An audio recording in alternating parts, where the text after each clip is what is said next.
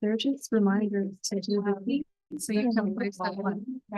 You know, like or something, or you can put it like, you know, where you pick up or something. May I choose one at the end? Yeah. Because I want to really read Okay. read them and see which one I already one stuck out to me, but I was like, I want to see if Jazakallah, okay, I really appreciate that. And I will donate.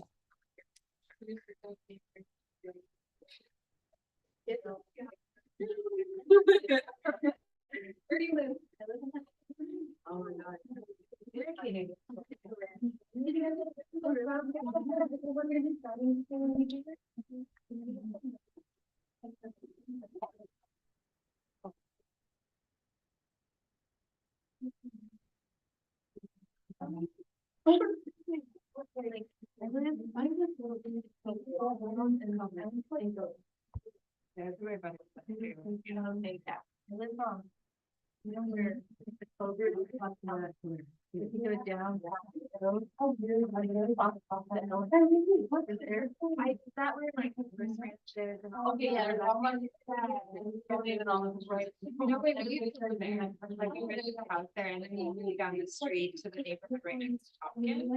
Okay, I love it there. But I know where you're talking about. My friend lives there. Yeah.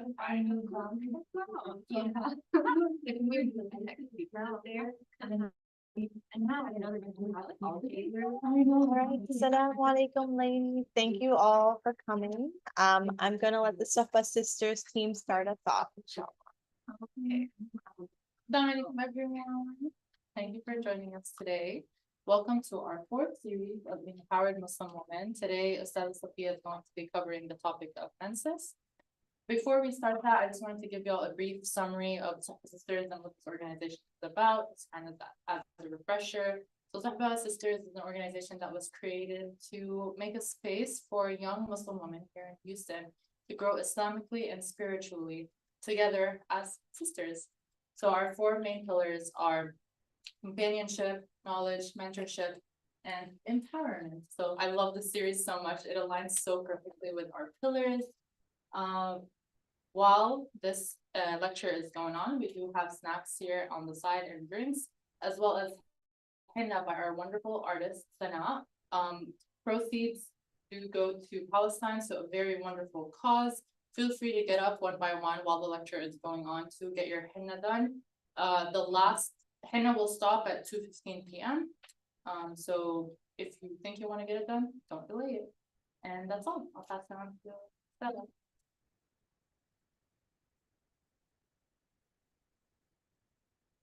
Jazakallah khairan to the Safa Sisters team for putting this wonderful event together every month, alhamdulillah.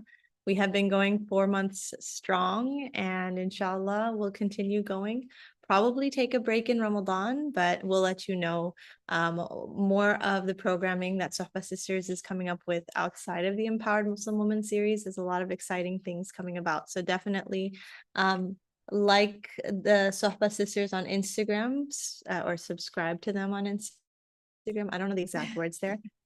Follow them on Instagram at Sohba Sisters, and that link right there, that QR code, will take you to the Sohba Sisters WhatsApp chat. So you'll be up to date with all of the events taking place. You can also ask questions if you have any questions. People haven't really been asking questions there, but you're welcome to utilize that chat to ask questions if you have any. So first wanted to thank our team and thank Sana for the amazing, beautiful art that she does for such a beautiful cause. May Allah reward all of you. Ameen. All right, so today's topic is menstruation. And you would think that it's a very simple topic. And, according to some books, it's a very simple topic. There are just under 100 ahadith, which sounds like a lot. But for a topic, just under 100 ahadith is not a whole lot. And many of those 100 ahadith, they're actually repeating one of the same incidents over and over. It's just this person narrating it and then another person narrating it. So really, there's just a couple of ahadith, right? But there's still a lot to know. And as ladies, we know that this is something that is recurring constantly throughout our lives for many years of our lives. And it has Islamic legal implications. So it's really important to know. An important piece of this entire fiqh is that we can learn the fiqh and we can ask teachers and we can ask scholars, but this is actually after having done the groundwork and understanding the basics, this is a realm where ladies have to, at the end of the day, make their own ijtihad on a month-to-month basis, right? You've got the groundwork, you've got the rulings, and now you have to say, am I on my period or not? Do I pray today or not? Can I fast today, or is it broken? And you're going to have to make that decision for yourself. So we're laying that groundwork. You have the basics, and then you're going to have to decide, with what I know, what do I do? And at the end of the day, guess what? If you make the right decision, alhamdulillah, 2 pieces of reward for you. The Prophet ﷺ said, and we're kind of giving an analogy to a mujtahid. None of us are actually mujtahid, which means people who create fatwa and come up with rulings. But in a small sense, you're making a fatwa for yourself, right? You're understanding the rulings and saying, okay, this is what I do here. And the Prophet ﷺ said, for the one who makes that ijtihad, tries their best to arrive at an answer using the Quran and Sunnah, and they were correct, they get how many rewards? My seminary students, how many rewards for ijtihad that is correct? You made the right route, you came up with the right ruling. That's 2 rewards. And for the one who the Prophet ﷺ says, they do their best to arrive at a ruling and they make the wrong decree. It's not what Allah and His Messenger would have decreed. You were supposed to fast that day. That was not your period. The Prophet ﷺ says that mujtahid gets 1 reward. Not the sin, doesn't bear the sin because they tried their best to arrive at an answer. 1 reward for the effort, 2 rewards for the effort and getting the correct answer. So you will learn the basics and then you will be on your own to figure it out to the best of your ability.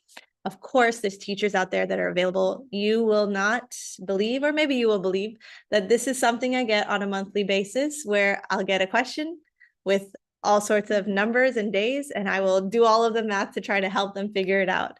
Someone will say, this is happening today, do I fast? And I say, please provide me with the last 3 months of and what's going on with your cycle, And I try to make my best estimation of what's going on in their body. But the person to make that best estimation is you yourself. And that comes from the hadith of the Prophet ﷺ. He said, Al-haydu yu'raf. The menstruation is something that is known, that is recognized. To each and every person, you have a pretty good idea, this is my menstruation. And that means you have a pretty good idea when something is strange, this is not my menstruation. And we'll go on those principles, inshallah, as we move forward. All right. Okay. To begin the conversation, we share what Allah subhanahu wa ta'ala shares about menstruation in the Quran. The very first thing He says, Allah says, or first thing we'll share here is in Surah Al-Baqarah, ayah 222, where Allah says, وَيَسْأَلُونَكَ عَنِ الْمَحِيدِ قُلْ هُوَ أَذَى. And they ask you about menstruation or the people who are menstruating. Say it is an adha. Anybody in the Arabic language know adha? Adha, what is it? Something that is harmful, something that is painful, something that causes maybe illness. And so the very first thing Allah subhanahu wa ta'ala tells us is this is something that causes some harm, right?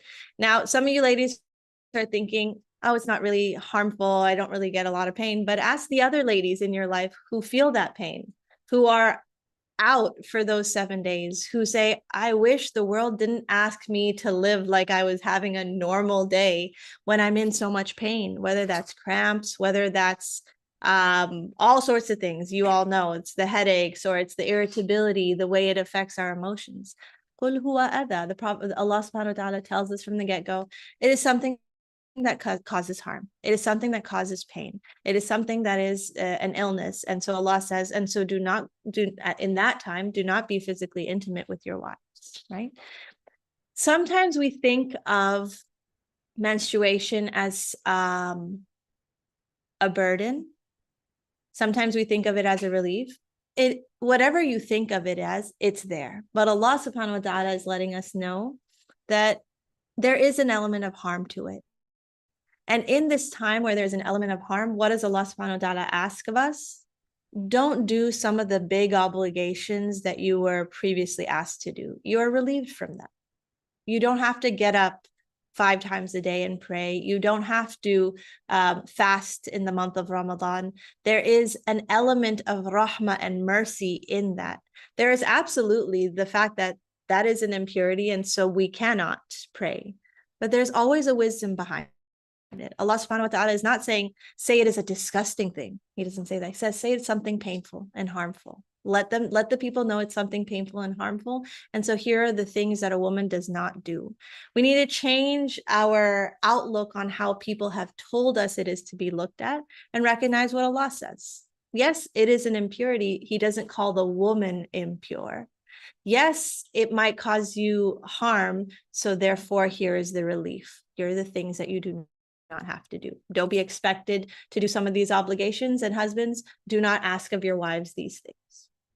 All right, so we will go into the different types of blood, the duration, the description, and then what she can and cannot do. But before we get into that, I want to see what you guys may know from what she can and cannot do. There are a number of things agreed upon that a woman cannot do while on her menses. And there are a number of things that are disagreed upon. The scholars have different opinions. So what are some of the things you think are absolutely agreed upon that cannot be done while she's on her period, on her menses? Say it. Cannot. Touch the mushaf, it's actually on the category of disagreed upon. So some allow and some do not. All right. Mushaf, the Quran, the physical kitab of the Quran. Praying salah, absolutely agreed upon. She does not pray salah during her menses. All right. Fast, absolutely agreed upon. She does not fast during her menses. Intercourse, absolutely agreed upon. She does not engage in intercourse during her menses. That's pretty much the 3 that we think about. There's a couple more.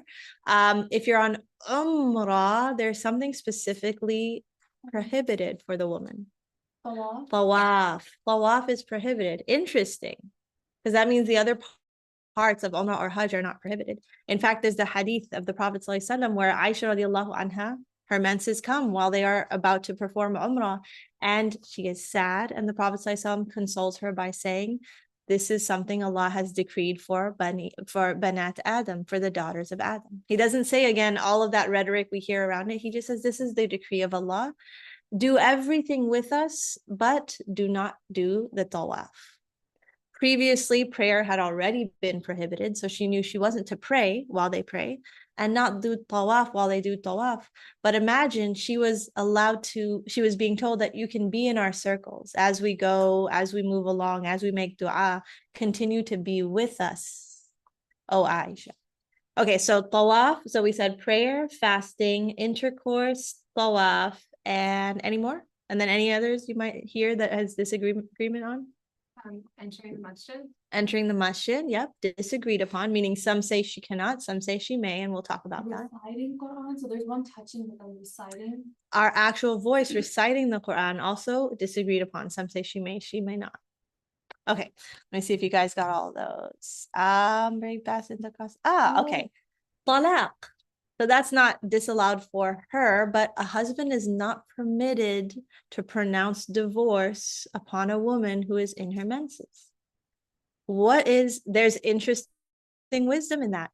In this period where she is already going through a harmful week, a difficult week, also affecting her emotional state, Allah has decreed, do not pronounce the talaq on her. One, that might be very overwhelming. Two, she might not be in her regular state. She's feeling sick. It's not her regular self.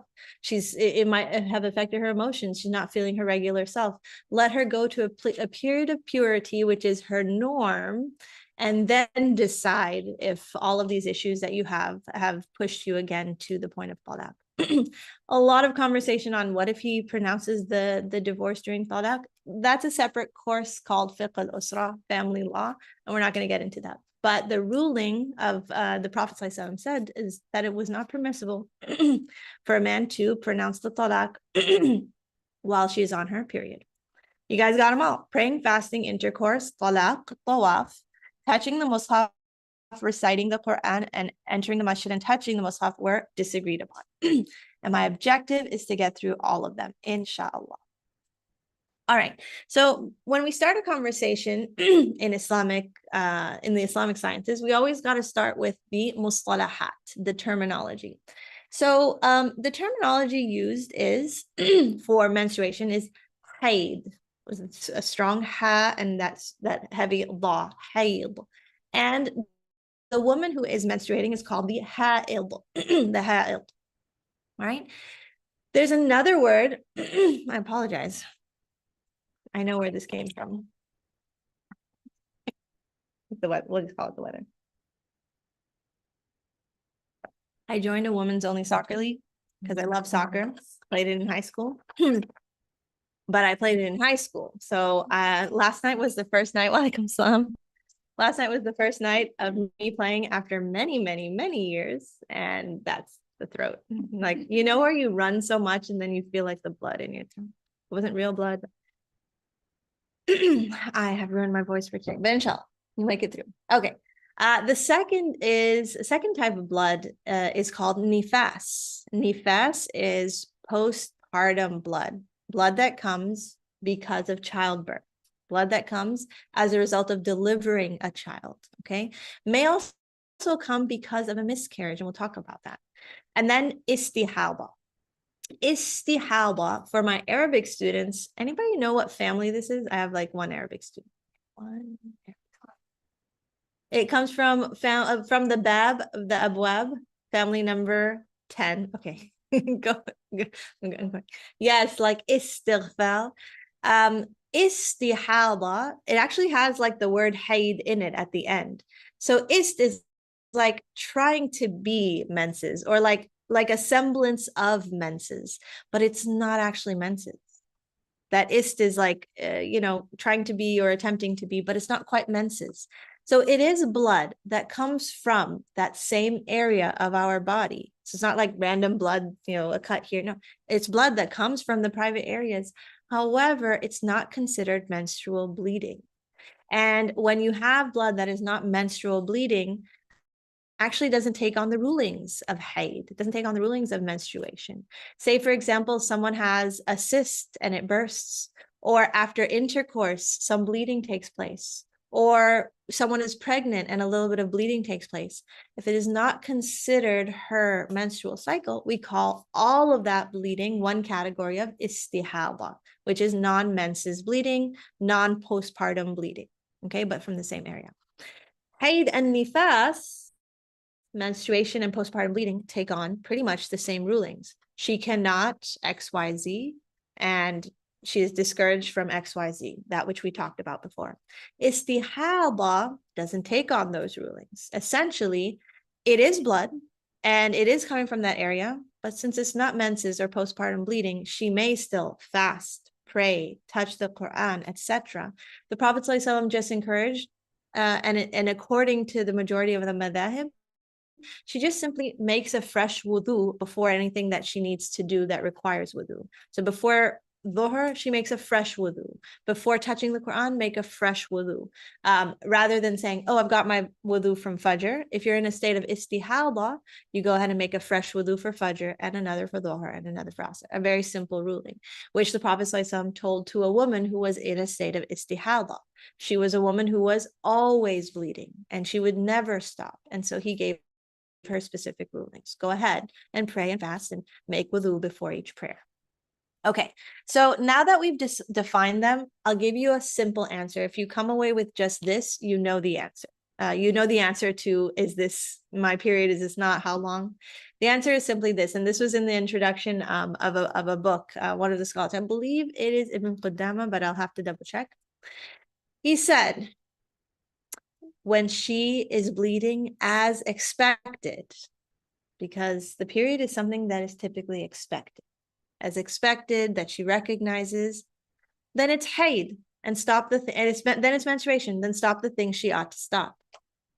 When not, when it has ended, then she is pure and start the things she ought to start. And if she doesn't understand what the blood is, consider it istihada and keep doing the things you're allowed to do and make your fresh wudu.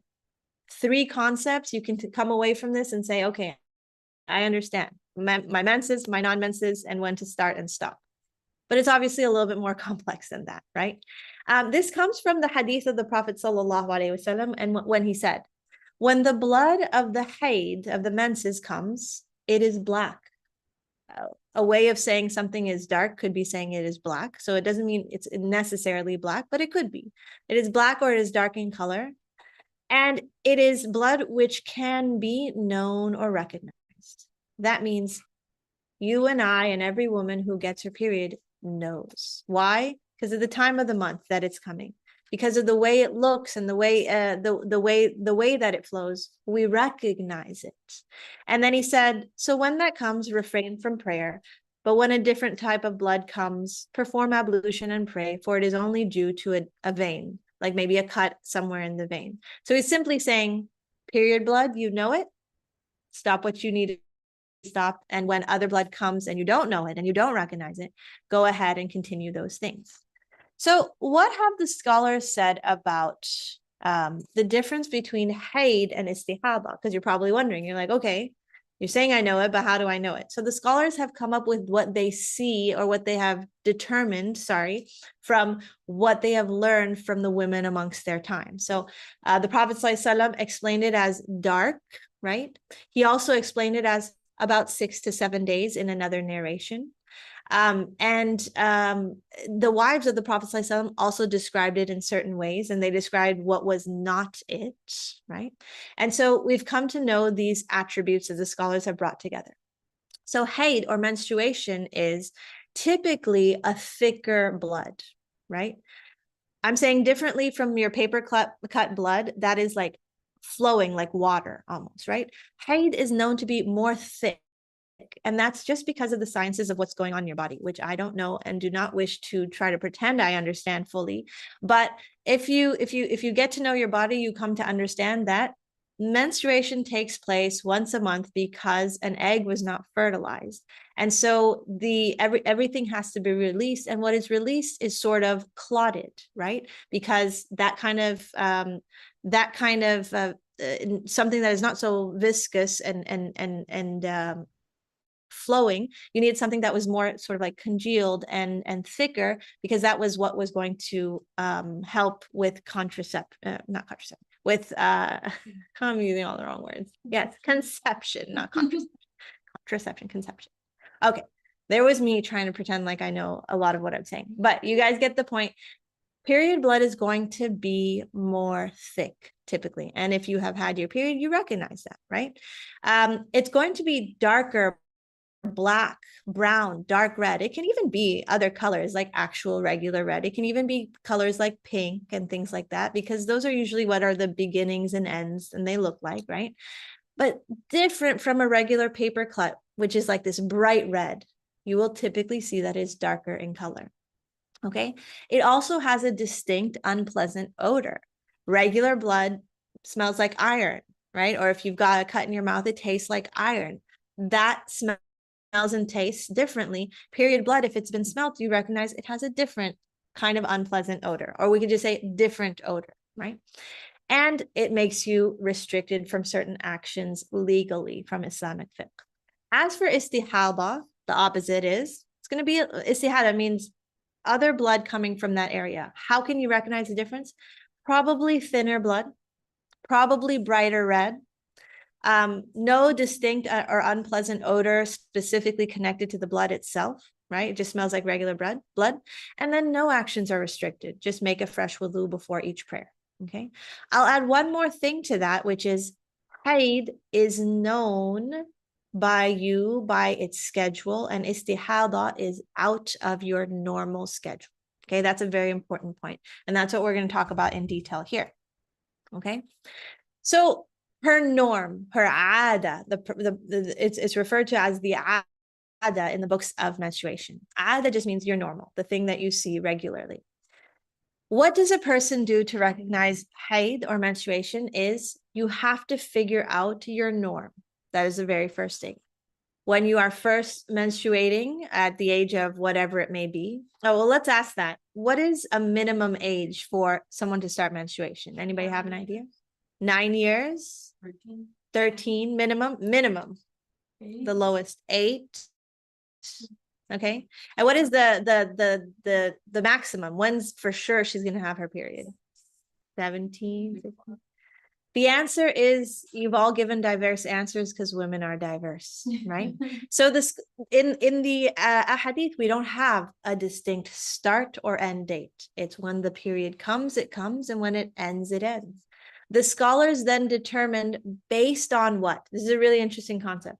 Imam Abu Hanifa, Imam Shafi'i, Imam Malik, Imam Ahmad ibn Hanbal have all their rulings on start and end date. But what they mention in their books as well is, this is from what we learned from the people of our community and time, right? This is what we saw from the people of our community. That, for example, maybe Imam Shafi'i says the youngest is 9. Why? Because someone in his community came up and said, my daughter at 9 has started. And he says, do you recognize it? Does it look like the period blood? She says yes. And he says, well, then 9 is the minimum. It's changed now, right? And someone says, I'm 15, I still haven't received it. So you haven't received it. I'm 16. So they made different understandings of what are those general parameters. But the reality is, and this is the opinion of Ibn Taymiyyah and Sheikh Ibn Uthaymeen, right? They said that taking all this information about haid and menses that the scholars have given, it seems to be that what's most important is recognizing that it is menses. And if someone happens to be 8 years old, just because of the bi'ah, the environment, the heat in that area, or just a certain demographic of people who happen to get it earlier in a certain geographical location. She happens to be 8.5, but you're like, I learned it only starts at 9. And at 8.5, she gets the period blood that is thick and dark, and it lasts for a week. And you say, do you say, no, that's not the period? So Shaykh Ibn Taymiyyah is of the opinion, no, you say, if you recognize that it is, right? And if you think it may not be, definitely go to a doctor and ask. And the doctor might say, no, actually, there's actually something wrong. And let's look into that. But if it truly is the period blood at 8.5, then Ibn Taymiyyah says, then she is ha'id at 8.5. She is someone who menstruates. And if she is 55 and you would expect that she's already past menopause, but she still continues to get that blood that is known, then she is still a ha'id, a woman who menstruates, right? So that's the opinion of what we would say the later scholars, taking all of the information. They said, yes, you can go based on the parameters, and that's fine, because that was the ijtihad of those scholars. So maybe 9 is the minimum. But if you were to find someone who has the blood that is known to be period blood a little bit earlier, then consider it period blood. And if you're questioning it, go ask a doctor. Go ask a doctor and they'll help you understand. Okay. And then we talk about the norm. Okay. So in the beginning, she's 9, 10, let's say 12 years old, and she gets her first period. Well, when it starts, she starts, and when it stops, she stops. She should, and we should be of the practice of taking notes, right? Okay, not a raise of hands of who does this, but raise the hands in your mind who indicates on their calendar what's your monthly period. Okay. It helps. It helps because then you're not confused when something comes and you're saying, is this menses or is this not? So getting used to what is your ada is very important because the Prophet ﷺ says, refer back to that. He mentions that in the hadith. So that's sort of an onus on us. Let's know our norm so we have something to refer back to. May I make a suggestion? There's apps now. I don't know if everyone has them. Yes, there are apps. Period tracker app is the best thing. Yes, a period tracker app is very helpful. Flow, for those of you who use it, FLO, very helpful. You put in your first date, your last date, and it's giving you an idea. So you end up having some blood, you know, and it wasn't expected. Check your app, and you're like, 2 weeks before my period, maybe this is not my period. Maybe this is not my period. So that's why it's very important to be keeping up with what your regular is. The Prophet ﷺ said in a hadith that the period is typically 6 to 7 days. Again, does this mean 6 is the minimum and 7 is the maximum? He's talking about the people of his time, what he recognized, what he heard from the women who came and brought their issues to him. He said, is it typically 6 to 7 days of period and 23, 24 days of non-period? And that's what he explained. Why did he mention this? So why did we hear about this? Because of that woman who was regularly bleeding. So she said, what do I do? I'm bleeding all of the time. He said, why don't you go ahead and take 6 and 7 days as your period, set that as your period, and 23 days, consider that you are praying, even though the blood continues to flow, because this is the norm of the people, right? So you consider your ada, or if you do not have a norm and you are irregularly bleeding all of the time, we'll talk about that. But one example is using what is the norm of yourself, if you had one, or the norm of the people. What is the minimum amount of time for a period to last? Okay, don't look at the answers. Think about it for yourself. What do you guys think? Minimum amount of days that a period might last? 3 days. That is Imam Abu Hanifa's opinion, 3 days. 4 to 5 minimum. Okay, how about maximum? 9, 15, 1 month, 12. 1 whole month of a period lasting. Okay. All right. So the scholars also differed here, again, based on what they saw of the people at their time. So some scholars said 1 day, meaning 1 full day and night of flowing blood would be considered your period. Again, that it is yu'raf, that you recognize it. It's that darker color. It is that kind of thicker viscosity. It has all those attributes of a period, but it only appeared for 1 full day and night. They said, okay, that's enough. That is a period, right? Imam Abu Hanifa said, no, 3 days minimum to be considered a period. As for maximum, the Hanafi madhab says 10 days maximum. Why? Because that's what Imam Abu Hanifa saw in his time. Women came and they said up to 10 days. Nobody said more than 10 days. He left it at 10 days. The other 3 madhab, Maliki, Shafi'i, and Hanbali, said that we take the opinion that it is up to 15 days because there had been women who had had periods up to that time. Okay. Again, let's go back to the conversation had earlier. Could it be that a period is more than 10 days? A woman experiences a period more than 10 days. Could it be that she experiences a period less than 3 days, maybe 2.5 days? Okay. How would you know? The attributes, the characteristics of haid, right? So 1, you may fall according to the madhab opinion, and that is completely valid. A woman sees bleeding for just 2 days and she says, well, it was just 2 days. That's not my period. I should make up those fasts. A woman has a period longer than 10 days. It's the 11th day. She says, okay, period is done. The bleeding continues, but I am going to ghusl and pray. Absolutely valid opinion, following the opinion of Imam Abu Hanifa. Sheikh Uthaymeen and Imam al-Islam Ibn Taymiyyah say again that same concept. So long as it is the period blood that's known, It might be less than 3 days. It might be a little bit more than 10 days.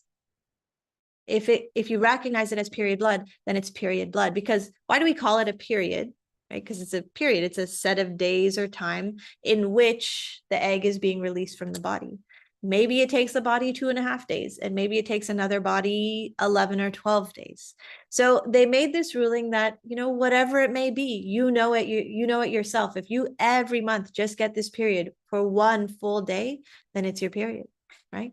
And they understood this because as Ali radiallahu anhu said, that they take from the understanding of Ali, he said, once a woman came expressing that her period happened 3 times in 1 month. How is that possible?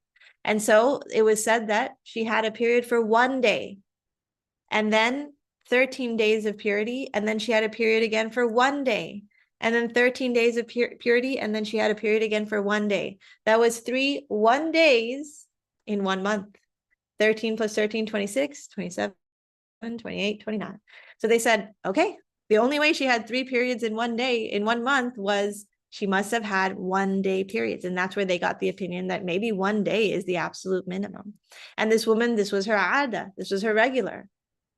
It seems irregular, but that was her regular, right? So if something is within the realm of normal for somebody, that's their period.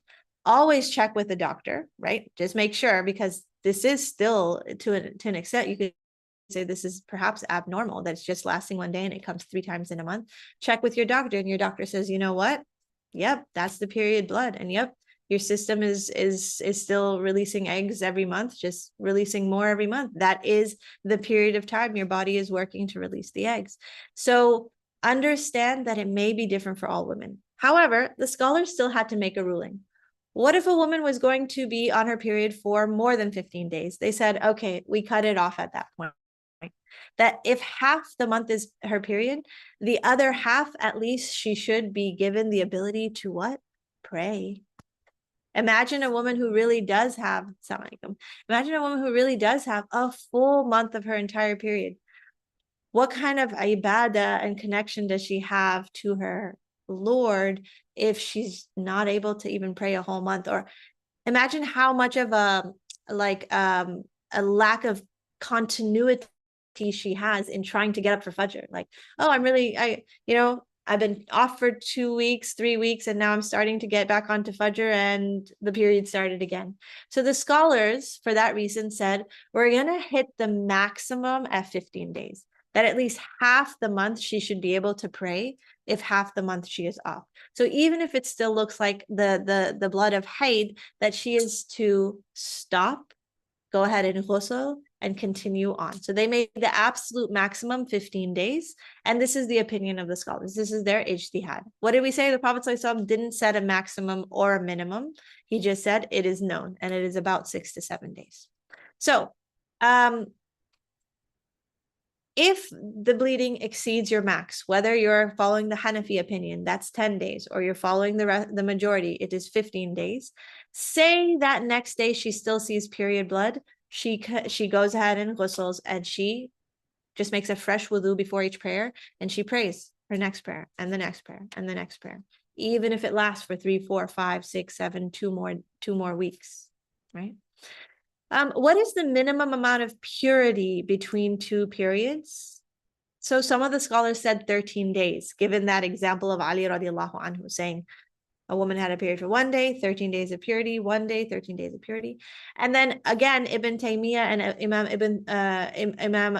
Uthaymeen said, whatever is known as purity is different from what is known as haid. So maybe someone has a really strange schedule, but so long as it's determined as her period, that's her period. And so long as that's determined as her purity, that's her purity, right?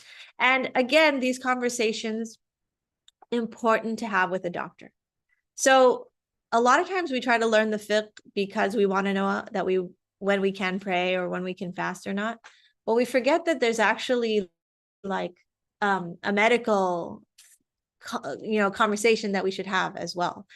If a woman is bleeding beyond 15 days, it should probably not just put a light bulb in our head that, oh, ghusl now and continue, go ahead and pray. A light bulb in my head to say, oh, this is strange and out of the norm. Let me go to the doctor.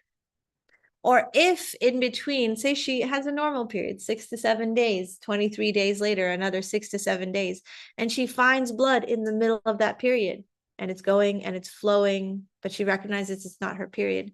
Again, light bulb in your head says, istihada, I know the fiqh. The second light bulb should go, I need to set an appointment with my OBGYN. What's going on in here? Okay, so we have to make sure we're taking the spiritual measures as well as the practical measures in our life.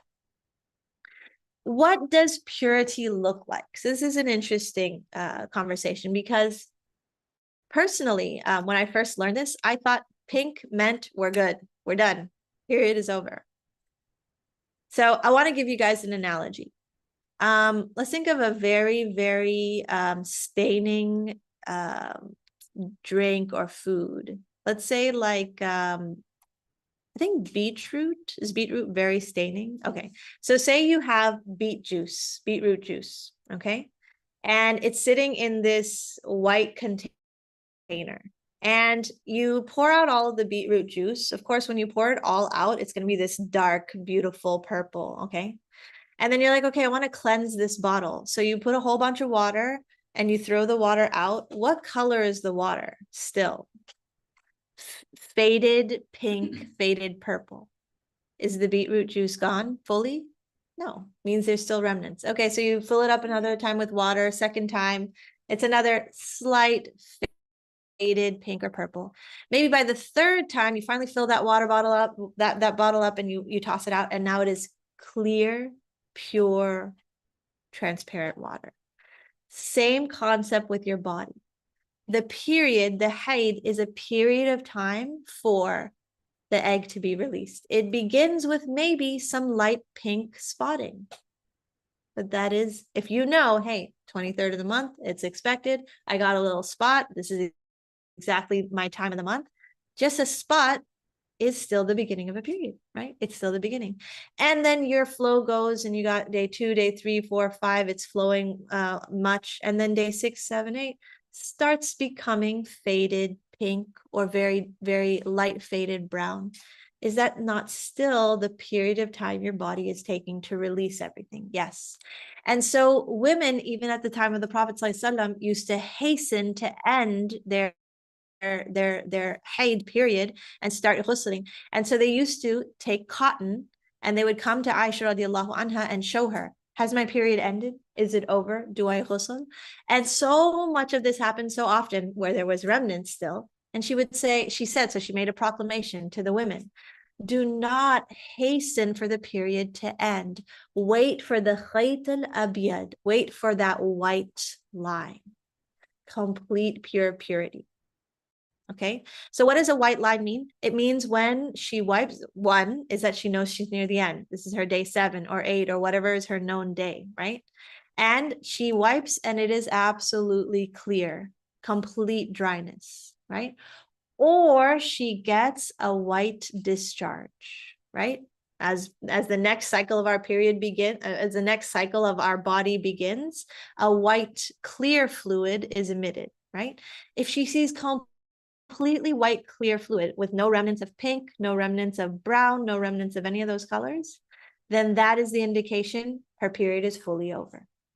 Or if she wipes and it's completely dry, right? And I believe it's a Hanbali madhab, they say if she were to take a little bit of that cotton, as the women at the time of the Prophet ﷺ, take the cotton and put it a little bit up her private area and it's still completely clear, now she knows she's clear. That's a lot of work to determine if she's clear. It is not, oh, it's kind of like lighter brown right now. Okay, we're done. No, they were being told, you're going too fast. It is not over. Let it finish. So wait for a white or yellow fluid. When I say yellow, it's because white might kind of be, you know, a different kind of color. White, when it's dried a little bit, can look a little bit yellow, right? We're not saying yellow because it's mixed with brown. If you're seeing brown, that's a remnant of red, right? If you're seeing pink, that's a remnant of red. But if you're seeing white, a dryness to that a dry version of that could be yellow, or complete dryness, these two signs. Okay, complete dryness in the expected time of dryness. Why do I say that? Because it is common that periods and flow change even within a 7-day period. So say we're a 7-dayer, okay? 7-day, let's not say that 7-day. That's like a religion. Okay, 7-day Adventist. Okay, so we're talking about a person who has 8 days. Okay, so you're got an 8-day period. Day 1 through 4 flowing, day 5 stopped. I don't see anything. Oh my gosh, am I done? I check my app. I'm only on day 5. What's going on? Fajr time, nothing. Dhuhr time, nothing. Asr time, nothing. I worry. Should I make ghusl? Are you an 8-day person? Yes. Most likely, and what you will find is there it comes back at Isha time. It was just a stop. Your body is doing all sorts of things and your body stopped for a moment. Maybe it's, I don't know all the sciences behind it. Maybe it's really cold outside. Maybe it's people say all sorts of things, but it stopped for a moment, not a moment. It stopped for like 22 hours. That's okay. Your period did not end. And so the scholars talk about a day of doubt. You see a day either in between or right at the end. You see a day where you're like, I don't see anything, but I'm expecting 3 more days. Well, continue to consider yourself a part of your period. And if a full day passes, like Fajr to the next Fajr, you wake up and it's still dryness, okay, maybe your body's changing and your period's now 5 days, right? But before that 24-hour mark hits, you're allowed to continue to consider yourself a part of your period because most likely it's popping up before the 24-hour mark ends. And so if she had 4 days, and a day of dryness in the middle, and then 3-4 more days, isn't that still all her period of time in which the egg is being released? Yes. So that day as well is not a day for her to pray. She's still in that period of time. Okay. What about the day of doubt at the end? This is very common. I'm like, okay, I am day 8. And I'm an 8-dayer, and today is day 8. And I went to sleep last night at Isha and I still saw some. I changed the pad and I woke up at Fajr empty. I'm not sure. Is there still gonna be some remnants? Because what did we say? Even the remnants, the spots are part of your period. It is permitted, according to the scholars, that she gives herself a day. Before 24 hours are up, she may wait for if spotting is going to continue or not, meaning the remnants are ending. And so she will wait, Dhuhr passes and Asr passes and Maghrib comes and Isha comes. She needs to make a decision now at Isha time, because once Fajr hits the next day and it's still clear, then she was actually done from Fajr that morning. Does that make sense? So at Isha time, she says, all right, this was my day of doubt. I was giving it some time to figure it out, but enough time has elapsed and I'm not going to wait any longer. I'll make my ghusl and I will pray my Isha. Now, the scholars differed in their opinion. In that day of doubt, does she make up all the prayers that she missed that day, or does she just pray that prayer that she has made ghusl for at Isha? The scholars differ. So in the Hanbali madhab, she would just pray that Isha prayer. In other madhabs, she would pray Maghrib and Isha because those two come in, they are two the night prayers. So they combine Maghrib and Isha and Dhuhr and Asr, that if she was able to catch Isha, she should also pray Maghrib. And then some scholars say, no, she makes it up from Fajr that morning because Fajr is when she was actually clear and she was just guessing. And so Allahu Alam, those are the essentially 3 opinions of the scholars. She makes up everything since she saw the full dryness at Fajr, or she just prays that prayer for which she just made ghusl for, or she prays the 2 prayers that can be sort of combined. Think of in Safar prayer, in traveling, could you combine the Dhuhr and Asr? Yes. Maghrib and Isha? Yes. Then you would pray Maghrib and Isha in that time. And Allah knows best. And Allah knows best. Okay. That is her norm. That is her purity. Now let's take a look at the evidences. We said there's under 100 of these, but here are some of the most significant ones. The Prophet ﷺ, we already shared this one. When the blood of the menses come, it is black or dark. Aswad meaning dark, which means black, but could mean dark. Black blood, which can be known and recognized. Yu'raf, it is known to you. So when that comes, refrain from prayer. But when a different type of blood comes, perform the ablution and pray, for it is only due to a vein. The Prophet ﷺ said to Hamna bint Jahash, this is the woman who was constantly on her period and it never ended, or she was constantly bleeding and it never ended. he said, observe your menses for 6 or 7 days, going back to the aada, the regular of her people, then perform ghusl until you see that you are clean. So wash yourself and wash your private areas, and you are temporarily clean for that moment. Then pray for 24 or 23 nights and days and fast in that time, and that will suffice you. Do so every month, just as the other women menstruate. Okay, so taking the norm of the people for the woman who sees blood all of the time.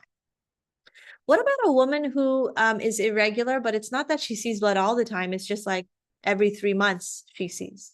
Well, then she just, when she sees it, she does not pray and fast. And when it's gone, she goes ahead and prays and fasts, right? So this ruling of just taking an arbitrary 6 or 7 days was for the one who's always bleeding. And she just cannot determine what's my period and what is not. Okay. But for the one who is irregular and it comes every couple of months, same rules. It is minimum 1 day up to maximum 15 days. And after 15, she ghusls and prays and does what she should do. The women used to send to Aisha pieces of cloth on which were traces of yellow, and she would say, do not hasten until you see the white line of discharge. Atiyah said, and this is important, we used not to regard the brownish or yellowish discharge after the white discharge that signals the end of the period as being of any significance. Okay, this is an important point. You got your 7 days of your, we said we were 8 days. Okay, so you had your 8 days of your period. You then saw the white, clear discharge. You have decided that you have ended your period. You have ghusled. And the next day you see a slight brown, like a slight, what did she say? Brownish, yellowish discharge. You've already ghusled. You've already seen the full clear white line. Disregard that next slight yellow, slight brown. It is not your period. You've already gotten the full clear white. It may be something, it may be even remnants of your period, but Atiyah had given the ruling and the Prophet ﷺ approved. You've seen your white clear discharge. Don't regard what you see after the next 3-4 days, because this is also true. The white discharge that we see, that is the normal part of not your haid, but a part of your cycle, can, when dry, become yellow, and when very dry, kind of look brown and kind of look a different color. So don't look at that and say, oh, is that my brown from period blood? No, this is perhaps your brown from that regular white discharge that has dried, right? So if you've already finished your ghusl, 2, 3, 4 days down the line, you see something, not disregard it. This is, if it's red, okay, istihada, and if it's brown or yellow, it's just regular discharge from the body that has dried. Okay. Aisha radiallahu anha narrated, Fatima bint Hubaysh said, she is a woman that suffers from istihada. So she's saying, I suffer from istihada, blood that is not period blood. Should I leave the prayer? The woman asked. Rasulullah said, no, it is istihada. Clean the area, tighten it, and make wudu and pray. Tighten it meaning they used to tighten it with a cloth so that it doesn't leak. Today we have pads. We have other means, pads or tampons, which are not haram, by the way, according to contemporary scholars, but did have a kind of a difference of opinion back in the day, tampons. Okay, we could talk about that, but it's not in the curriculum. But he said, importantly, cover that area, tighten it, make wudu, and pray. So make sure there's a means of that being caught, and then make wudu and pray. Okay, so even the woman who is regularly bleeding. Yes. So for istihada, is it the women who get a lot of like discharge like throughout like their regular days when they're third? Mm-hmm. The istihada is when she sees blood that is not period blood. Okay, Yeah. So that's a separate. That's separate issue? from white discharge. So interesting concept of about white discharge. The majority opinion is it is pure. There is nothing wrong with it. It doesn't have to be cleansed before prayer, and it's just a part of the normal white discharge. Like, okay, an example I can give: spit is a normal discharge that comes from our mouth and does not make our wudu invalid and doesn't make us have to ghusl. The same way, white discharge that comes from our body does not make you have to redo your wudu or ghusl or anything like that. The only discharge that would require ghusl, by the way, is period blood or blood from essentially ejaculation, whether that's intercourse or if it comes from any other means, right? Or a wet dream. That discharge, which is specifically named mani or madi for men and women, that requires ghusl. It's not even just that the discharge, even without discharge, if that took place, essentially ejaculation took place, or the entrance of the male organ into the female organ, even without ejaculation, that requires ghusl. Okay, so we're not talking about that regular white discharge that happens for a woman. That's just a part of her cycle, and consider it like spit. It's not impure. It does not need to be removed before prayer, and it does not need to require new wudu or ghusl. Do you have anything, on that information? Because I know somebody who, like, who always, she's like, oh, I have to make wudu again because I constantly get like discharged throughout the day. And like before every prayer, she's like, I have to make a fresh wudu. There may be an opinion specifically from the Hanafi madhab on that. I have not heard it, so I'd have to look that one up specifically. But we'll say this: there's no hadith on that specific white discharge, right? The hadith that tell us for wudu for ghusl are related to the menses, and outside of the menses, istihada is talked about. And as Atiyah said, we did not regard the brownish or yellowish discharge as being of any significance. If it was, if yellowish discharge was of significance, it would require wudu or removal. They just said, we ignored it. We just go on with our day, right? So the majority opinion is it has no bearing on anything, but I do know there is a minority opinion of that yellowish discharge, whitish yellowish discharge, and perhaps it's from the Hanafi madhab. That's something I can look up. If you send a message in the Suhbah Sisters group after, I'll look into it and see which opinion is that. But I know I have heard that.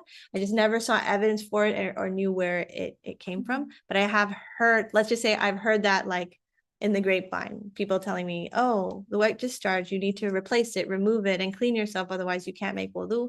And I always used to think, I don't know about that. Like I've never really seen any evidence for And that. I see my friend like having to like she has wudu, but like for her it's just like It's constant renewal of the wudu. It's hard on her. Mhm. Yeah. If you imagine as women, if our cycle normally is supposed to be emitting that white discharge all of the time, that means you can never keep a wudu. Is that, that's pretty accurate to say. However, the scholars did talk about this concept where a woman who's in istihada would make a fresh wudu. They did talk about that and give it an analogy to other parts of discharge that takes place. So when a man came to the Prophet ﷺ and said, I am kathiru ma'ad, I'm a man who emits discharge from arousal just often. And what do I do? Like it's something I can't control. The discharge from arousal just comes often. Prophet ﷺ said, like if it's something you can't control and it's just always coming, then just go ahead and make a fresh wudu before each prayer. Make a fresh wudu before each prayer. And that analogy was given to people who have urinary incontinence. A person cannot hold their bladder and they need to pray Dhuhr, then Asr, then Maghrib, then Isha. And even in the middle of prayer, a little bit will be emitted. This analogy was given to that person too, as well as the person who has medically a lot of flatulence, someone who cannot control their flatulence. Essentially, from making wudu all the way to coming to Dhuhr prayer, they'll have lost it for sure, and in the middle of their prayer. So the analogy is given from this category of a woman who has blood she cannot control, just make a fresh wudu, and from that man who is emitting arousal fluids that he could not control. And then we give incontinence and flatulence under that category, and anything else that might be, let's say someone has a wound, right? And you're not supposed to be praying with an open blood flowing wound, but a person's like, it's going to be like that for the next 2 weeks. They said it's just going to continue to flow. Okay, so go ahead and just make a fresh wudu before each prayer. The analogy is used for something you cannot really control and is constant and flowing. Then you are going to just make a fresh wudu before each prayer. So I can see where the idea of white discharge might come in there, but that white discharge specifically from women was not given any significance according to the Sahaba, the female Sahabiyat. Okay, let's take some most commonly asked questions, and then we're gonna get into reading the Quran, touching the Mus'haf, and entering the masjid. All right, so I'll do this. It'll be like a quiz for you guys. What's the youngest a woman can start her menses? Depends on her community. If she gets her menses, ask a medical doctor. Is this normal? She's 5 years old and we see this and the doctor says, no, this is actually some other medical issue. Okay, so definitely check with the doctor. But according to Ibn Taymiyyah, it can be any age. And according to some of the scholars, 9 is the youngest that they've mentioned. Okay. What is the oldest age a woman could have her menses? According to some scholars, 45, some say 50, and then others say, as long as she gets her menses, she gets her menses. Interesting concept. What if she never gets her menses? Is she just then never obliged to pray or fast? No. Say a woman is 16, 17, 18. She's like, oh, I don't have to. Oh, and then 20, I don't have to pray. No. So at a certain point, the scholars made a limit. Okay. Some said 16, some said 17, some said 18, and they said that is the limit. We wait for her to naturally get her period. But if that's absolutely latest, according to the scholars, 18, and absolutely latest, according to some, is 16, then she must start praying and fasting as an obligation. Yes. So before a girl gets her period, then technically prayer and fasting is not obligatory on her. Technically, fasting is not obligatory on her before she gets her period. Technically, prayer is obligatory on everyone, according to the Prophet ﷺ, at 10, right? 7, we're supposed to encourage through a lot of strong encouragement. And at 10, the Prophet ﷺ said, you can push them to pray, like physically move them, stand them up and pray. So we understand that 10 prayer, right? But the obligation of fasting falls on the one who is baligh, reached puberty. And that for women is menses. That's the only sign of bulugh for women, right? There's other signs of bulugh like the chest and arm hairs and things like that. But the period is the one like definitive sign. If she doesn't receive that by 16 up to 18, right? The scholars differ, then she must start absolutely praying. Fasting, and prayer should have started before that. Okay, what if it's early? All right, so let's say we're an 8-dayer and it's always the 1st of the month to the 8th of the month around that time. What if it came 3 days early? What do I do? Get a little spotting 3 days earlier. What do you guys think? Yeah, go ahead and assume this is your period. I'm talking about just like a day or 2 earlier than you expected. Your body's constantly changing, right? What if it came 2 weeks early? Okay, you just had your period. It ended after a week. You see your period. You see blood start again. And you're somebody who gets it once a month for 8 days for the last 10 years. What do you do if it just pops in the middle of your 2 weeks? What do you think? Call a doctor. Observe it and see if it's hayd. But the first assumption should be, hey, this is not my norm. This is probably istihada. I'm going to continue to investigate and observe. Is it the right color? Is it the right viscosity? Let me set up something with my OBGYN. But if you've got a day or 2 before, or it ends up lasting a day or 2 after, your body is just changing a little bit. And your new aada is coming. You're now, oh, okay, I'm a later in the month kind of person. Okay, it's slowly changing. Yes, question.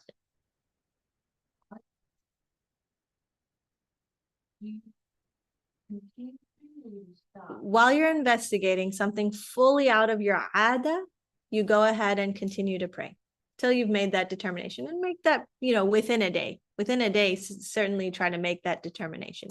But it shouldn't be that the first sign I see blood, I say, oh, I'm not praying. I'm not even paying attention to my schedule. I have no idea. I don't know if I just actually ended my period last week or not, because I like to live freely and not think about that. No, pay attention to your aada and don't stop at the first sign of blood. go ahead and pay attention to what your norm looks like, right? If you're someone who has irregular periods, meaning it comes every couple of months, yes, at the first sign of blood, probably that is your period. So this differs from person to person. And again, you'll start to notice, okay, what color is it? What does it look like? Is it continuously flowing? Did it just happen one day, one spot, and then went away? Okay, probably not my period, right? So there's a lot of research and ijtihad that every woman has to make. You have to decide for yourself after learning these foundations. What if it's just light spotting a few days before or after? We already talked about that. Even the light spotting before or after are all contained in this one period of time. So spotting and then period of flow and then spotting at the end, still one period of time. This is all your period. What if there's dryness in the middle of the period for a whole day? Sorry, I'm answering the question. You guys, what if there's dryness? Day 4 is dryness, but you're an 8-dayer. What do? Keep fasting? Keep staying on, saying you're in a state of menses, or go ahead and ghusl and pray that day of dryness? Yeah, wait and watch, wait and watch. And if a full 24 hours passes, then go ahead and ghusl and pray. And you might find that it comes back. So then you made the wrong decision, but that's fine. That was the best you could make at that time. Say, let's give an example of fasting. 4 days and you see a day of dryness. It lasts so long that you end up ghusling and you end up starting to fast the next day. And then a couple hours in Dhuhr time, you see, oh, period's back. Do you have to make up that day of dryness, or do you consider your fast fine? Because now your period started for another 3 days. You got to make it up. For the majority of scholars, you got to, well, I don't know what the differing opinion may be, and there may be, but the majority of scholars would say that's all your period. That's all your period. And you just had a day where it seemed dry, but your period was not done. It had not completed itself. Yes. So like, for example, that like, okay, you wait or you don't wait, and like you wait as long and then the day ends, you shower, you do ghusl, and then the next day you start praying.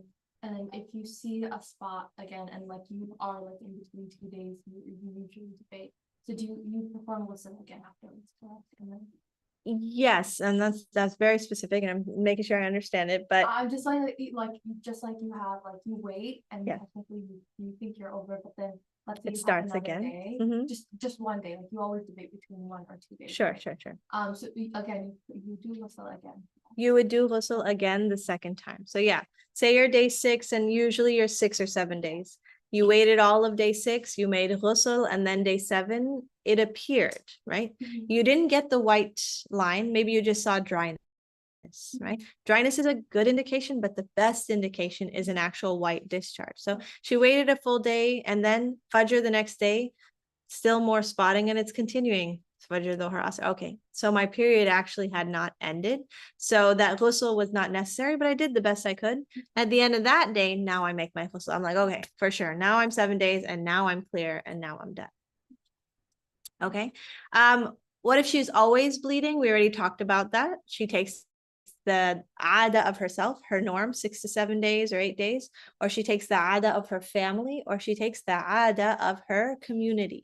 My community is usually a 4-day community, maybe some interesting geographical location. Okay, she takes her 4 days and she prays the rest of the month. I'm gonna answer these 2, and then we're gonna take our questions. What if she has irregular cycles far apart? We already talked about that. When she sees the blood, she goes ahead. What if she is pregnant and she sees blood?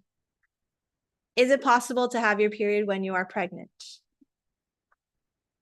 I'm sure there are medical anomalies, but typically the way the body works is if the egg is fertilized, now she will not be having her period for the next 9 months. Do not, when you see blood during pregnancy, assume period. Assume istihaba. Assume this is a non-period blood, and make an appointment with your doctor. Absolutely, because that does occur. Bleeding does occur during pregnancy, and those are things that need to definitely be checked out. So that's an interesting thing. Typically, you assume blood is period in pregnancy. Assume it is not, and assume you need to go get it checked out. Okay, questions, and then we're going to answer a couple of questions of what she can and cannot. So during Ramadan, when you're fasting, depending on when you get your period, sometimes, especially if it's right before your iftar, is that a day for you to make up? Or I guess at what point do you decide that it is supposed to be made up? Any drop of period that you're expecting before the Maghrib Adhan or the Maghrib timing means you lose that day. Yeah. So you may have fasted 17 hours and 30 minutes, and the last 30 minutes your period comes. Say that's a Tuesday, that Tuesday needs to be made up for Ramadan purposes. Okay. As for ending Ramadan, ending your period and starting the next day, say Isha time, you're like, okay, I think I'm pretty clear, and I'll check again at Fajr. You're permitted to start your fast even though you're unsure. Say you don't know because you haven't even ghusl. You are permitted to go ahead and start your fast even though you haven't ghusl. You wake up at Fajr and you're like, oh, yes, I am done. As far as I know, since Dhuhr yesterday till Fajr, I'm clear. Okay, so I'm going to go ahead and not eat. I'm making the intention, and you made the intention the night before. Hey, if I'm good, I'm good. And you made that intention. Then you go ahead and make your ghusl and pray your Fajr. Your fast was fine. Or say you woke up at Dhuhr because you're like, oh, I'm not praying. Okay, so you woke up at like 10 a.m. and you're like, wait, I've been clear for 12 hours. This is actually a fasting day for you. So you make your ghusl, you pray your Fajr, qada, and you pray your Dhuhr now, or not, it's not Dhuhr because it was 10 a.m. in my example, but you are fasting even though you didn't wake up this morning thinking you were fasting. So long as you haven't eaten yet that day and you knew you were possibly going to fast that day, you are a faster. And by not fasting that day, you are sinful. Right? You are sinful because that's a fully clear, purified day, and you ought to have fasted. And your ghusl was a little later, that's fine, because the Prophet ﷺ would intend to fast, having been in a state of janaba the night before, meaning sexual impurity from intercourse. He would still intend to fast. So fasting, say, starts at 5 a.m. and he wakes up at 5:30, makes ghusl, prays Fajr. He started his fast in a state of janaba or a state of impurity. That was okay. As long as the intention was there, you ghusl, you catch your Fajr, you're still fasting. You didn't have to be out of a state of menses technically from your ghusl. You just had to be out of a state of menses from your purity. If that makes sense for you to start the fast. Yes. I have a two-part question, but is miscarriage blood considered type, correct? Yes, and that is a slide we're about to come to. Okay, so, and because I've heard of a case of like where a woman is pregnant, but because she's maybe pregnant with twins and she miscarried the other ones, she's literally in a miscarriage but pregnant at the same time. So you're bleeding during pregnancy. So Sure. that That's a very specific case, and I think we'd have to ask the scholars. However, they've made a couple of, and I forgot to even talk about nifas, so let's take a few minutes.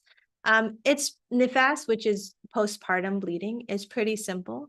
When you've delivered the child, the blood comes, and it lasts for a long time. You know, a lot of women don't know this. If they've never had a child, you don't know that you're going to be bleeding for weeks to months, right? So all of that time she does not pray. All of that time she does not fast. And part of it is like we can think of the wisdom of Allah is there's a lot on her plate right now. She is taking care of a human being who needs her at all waking hours, and she's very tired. And Allah essentially relieves her of that burden, that in all this time while the nifas is coming out, she does not have to pray any of her 5 prayers. She does not have to fast, or she cannot. Right? She does have to make up the fasts, but she would not make up those prayers. So 40 days of not praying, she does not make any of them up, just like on her period. Same restrictions as menstrual blood, what she can and cannot do. The max is 40 days according to the majority, 60 days according to Imam Shafi'i. And again, Ibn Uthaymin and Imam Ibn Taymiyyah said, well, so long as it continues and it is the blood after postpartum, then, and it's characteristic of nifas, then it is nifas. So say it lasts 65 days in her case. they would say, well, it's a 65-day nifas, so that is what it is, or 70 days. So long as it's not out of the norm of possibility according to medical science, right? Definitely go to your doctor and say, it's been 70 days. Is this normal? And your doctor says, well, I've seen it up to 80 days. Well, then you're in your nifas till 80 days. But if you take the opinion of the scholars at 40 or 60 days, she would stop, she would ghusl, and she would start praying. Okay, and Allah knows best. And this is in the case of giving birth to a child, whether the child is stillborn or the child is born, this is the blood that comes out. What about in the case of miscarriage? So the scholars differ. If it was before 80 days, the miscarriage took place before 80 days, okay, of gestation, then the scholars say this is istihada blood. We do not consider it nifas. It's not considered postpartum bleeding. This is the body removing all of this from its body. It might take a while, but it is istihada. She still prays and she still fasts. If it's between 81 and before 120 days, so before 4 months, but after 80 days, so you're looking at 2.5 months all the way up to 4 months, then they said that it depends on the formation. So if in the ultrasound, the doctor was able to see a formed body, then they say, yes, this is nifas, this is postpartum bleeding. But if in the ultrasound, they say, well, we can't see anything, there's nothing there, nothing actually formed to a form of a body, the scholars say then it's istihada, not considered nifas. And then agreed upon by all scholars, after the 4-month mark, any miscarriage is absolutely considered nifas, postpartum bleeding. Okay, and Allah knows best. What she can and cannot do, we talked about it in the beginning, and I'm just going to touch on these 3 topics. So she cannot pray, fast, have intercourse, perform tawaf, going around the Kaaba, or her husband cannot divorce her, or should not divorce her. Okay. What's disagreed upon is touching the mushaf, reciting the Quran, and entering the masjid. As for intercourse, just wanted to mention this. Intercourse means actual penetration.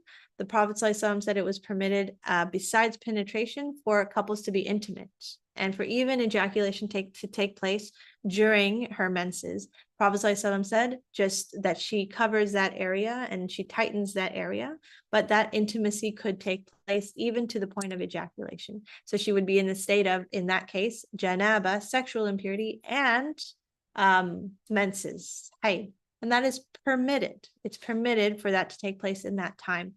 It's not a time, and that's actually very different from other faiths where a woman is actually put in a separate house throughout her 7 days of her period, right? So there are certain faiths where there's like the outhouse, the place for the woman to stay in those 7 days because they saw her as impure. In fact, the Prophet ﷺ used to pray in his room, and while Aisha radiallahu anha is on her menses, he would move her feet so he could go down into sajda. So essentially Aisha is telling us he didn't see us, we were not as people impure. Or Aisha radiallahu anha had to get something from the masjid, and the Prophet she said, oh, but I'm on my period, and he said, is the period on your hand that you can't go and get something? You are not impure, right? It's a state of spiritual impurity, and that blood is impure, and so you have to make sure you take it and you remove it, but you are not as a person impure. So intercourse was not allowed, but intimacy with the wife was. As for touching the mushaf, let's jump into it. So a lot of stuff written there, but I'll try my best. The majority of scholars say when it comes to touching the mushaf, we're talking about touching the physical Quran, kitab, right? We're not talking about a Quran on your phone. We're not talking about a book that has a couple of ayahs of Quran. We're talking about the physical Fatiha to Nas, Arabic Quran book. The majority of scholars of fiqh agree someone who is not purified cannot touch the Quran because of the ayah in Surah Al-Waqi'ah that none shall touch it except the purified. No one should touch it except the ones who are purified. Surah Al-Waqi'ah, ayah 79. So this basically means not only the woman in her menses cannot touch it, neither the person without wudu should not touch the Quran. Neither a person in a state of janaba should touch the Quran, the physical Quran, right? So those are rulings according to the majority. Janaba means sexual impurity from ejaculation or intercourse, right? And so that they say it's actually everybody. Nobody who's impure should touch the Quran. The minority opinion says that this ayah is referring. The voice is going to go.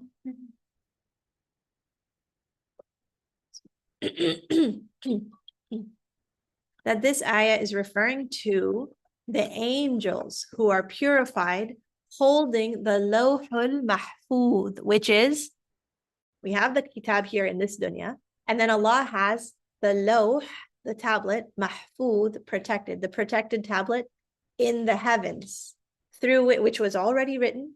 And then Allah sends down the ayat to Angel Jibril to the Prophet Sallallahu Alaihi Wasallam. So the protected, preserved tablet is in the skies. And those who say, actually, this ayah is about the only people who can touch the Lawh al-Mahfuz are the purified angels up in the sky, not referring to the physical Quran. It's a minority opinion, and the majority scholars like really bash this opinion. They're like, we really don't accept it because the clear evidence is Allah is talking about the Quran. It takes a lot of what they say ta'wil, like deep, like a far-fetched interpretation to say, oh, he's not talking about the real Quran, he's talking about the Quran in the skies. Because previously Allah is talking about the Quran in these set of ayat. Allah knows best. I'm just telling you they bash it. I'm not trying to bash it. I'm just saying those who disagree with the minority opinion strongly disagree. And they say, no, everybody needs wudu before they go ahead and touch the Quran. Because the sister of Umar radiallahu anhu, when he came to try to kill the Prophet ﷺ and then went into her home and she was reading Quran, she said, purify yourself. And then he washed himself and then he came to hold these ayat and read from them. So there's different understandings that you got to be pure to touch and hold the actual physical mushaf. But again, there's a minority opinion that you don't have to be. Okay, that would allow women on their menses, as well as a person in janaba, as well as a person without wudu, to hold the Quran. Personally, I hold the opinion that you should be purified to touch the Quran. I feel like that's a respect that we have for the Quran. But Allah knows best. The minority opinion exists. Yes. If you have trouble keeping your wudu, are you allowed to touch the mushaf? If you're someone who has trouble keeping wudu, like a person who might have incontinence, it might be a person, like we said, kathir al-ma'ad, like the person with a lot of arousal fluids, or the person who has extreme flatulence, they come under the category of one wudu suffices what you're about to do. So one wudu suffices this entire 1 hour you'll be with the Quran. One wudu suffices this dhuhr. And they said also whatever sunnahs you do connected to that dhuhr. You do sunnah for dhuhr, another sunnah for dhuhr, one wudu suffices. But the next time, say you put your Quran away, an hour later you go to grab it, make a fresh wudu for someone who's in that category of constantly losing their wudu. Okay, yes. Having wudu versus being pure in terms of Mm-hmm. those are two different definitions. I mean, somebody could not be wudu but still not being any type of impurity. Is there a type of For this particular ayah, what's being talked about here? Pure is also. Yes, so pure would be having wudu, which means that, say a person is in a state of janaba. Let's talk about something outside of haid. Someone is in a state of sexual impurity because of intercourse. They can't just make wudu and hold the Quran. They have to ghusl first. They have to be out of the major impurity before they can do they have to do the major purification. Then they can do the smaller purification, which is wudu. So they'd have to actually go through 2 steps or just 1 step. Ghusl encompasses wudu, so that already suffices. But essentially this is saying somebody without wudu in a state of janaba and even in their menses, if you take the minority opinion, any of those people can hold or touch the Quran, right? And you can see why those who disagree strongly disagree. They're like, that is so disrespectful. It seems to feel like it is very disrespectful. especially because the person in janaba, according to the majority opinion, can't even recite Quran out loud. The Prophet ﷺ said that, and there's an authentic narration, which we're going to get to. Inshallah. Okay. Okay, let's leave questions for the end. So then, okay, if we take the opinion of the minority, go ahead. Hold your mushafs, enjoy your mushaf. You know you have an opinion. Yes, it's the ijtihad of our scholars, our learned scholars who know so much more than us. So let's not knock someone's understanding of that opinion. It's not us, it's an opinion of a learned scholar and years of schools of that school of thought. We say, okay, I might respectfully disagree, but that's your opinion. However, if you follow the opinion that she must be purified to touch the Quran, then what is the alternatives? Number one, using a barrier during her menses.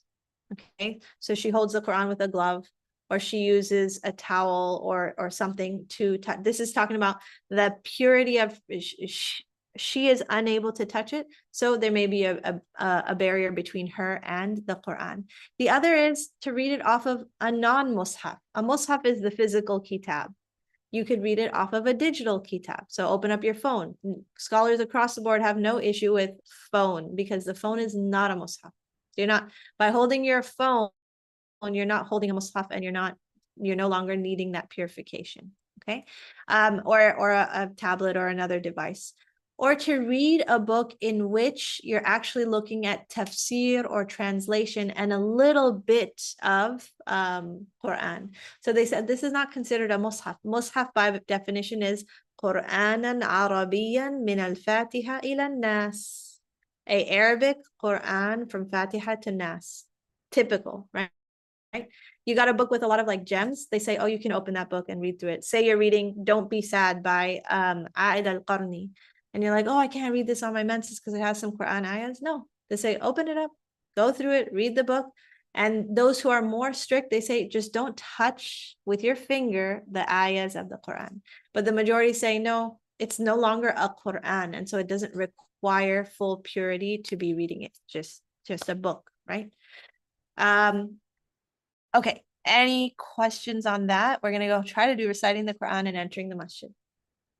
Okay. You kind of answered it, the part about touching. Mhm. So, like, I think we could, like, you could just touch it, like, you don't wanna say that you're on your cycle, just touching the outside, is that permissible?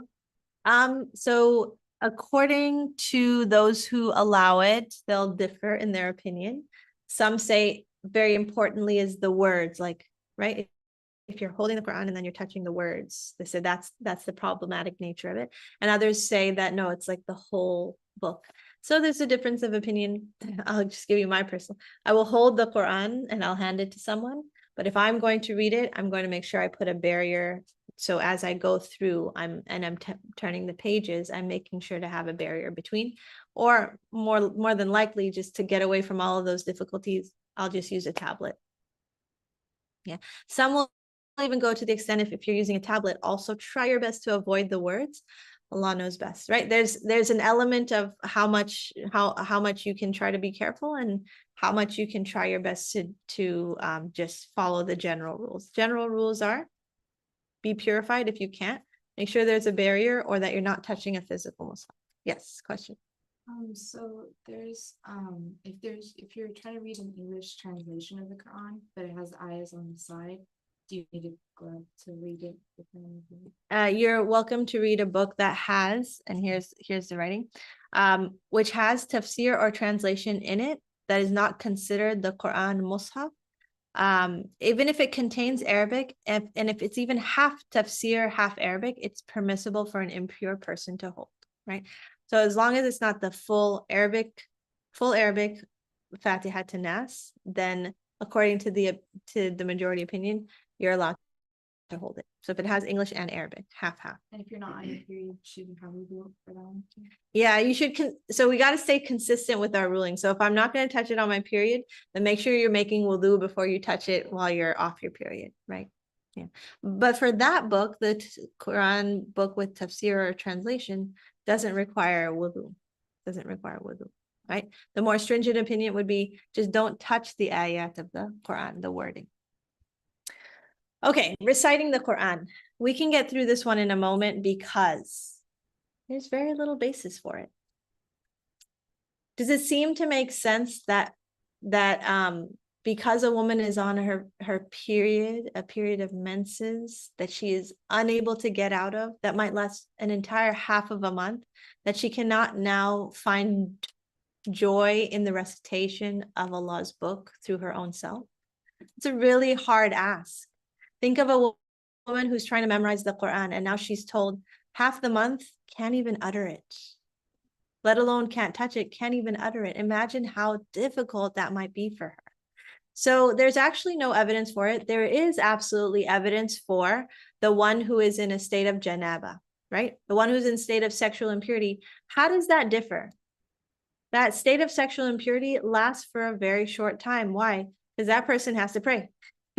State of sexual impurity means after Fajr, they're in a state of sexual impurity. By Dhuhr, they need to have gotten out of it. It's voluntary, usually to get in, unless it's a wet dream, but it's absolutely voluntary to get out.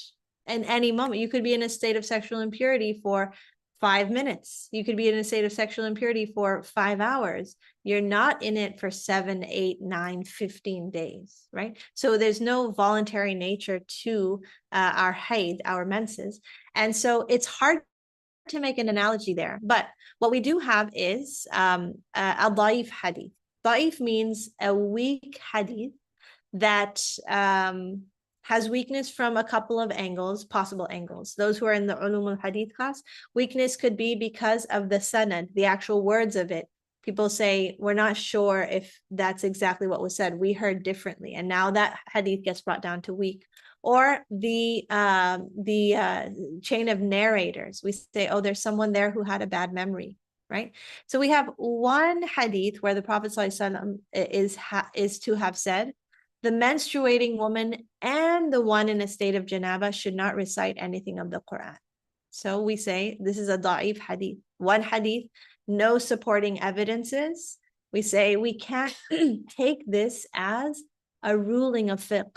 We might take it as a supplementary evidence if you have other evidences to show us, but as a primary evidence in fiqh and in aqidah, so taking your creed, your faith, like who is Allah, you can't take a weak hadith, and taking your legal actions, you can't decide halal and haram. And so those who opine that reciting the Quran for women is not permitted in her menses, bring about a weak hadith that doesn't really hold weight. Ibn Taymiyyah, so who is it deemed weak by? Imam Bukhari, Imam Ahmad, Imam At-Tirmidhi, and then Sheikh al-Islam Ibn Taymiyyah says, you know, we're throwing it out. We're putting it down there to not applicable in fiqh. Find me other evidences and we can apply it.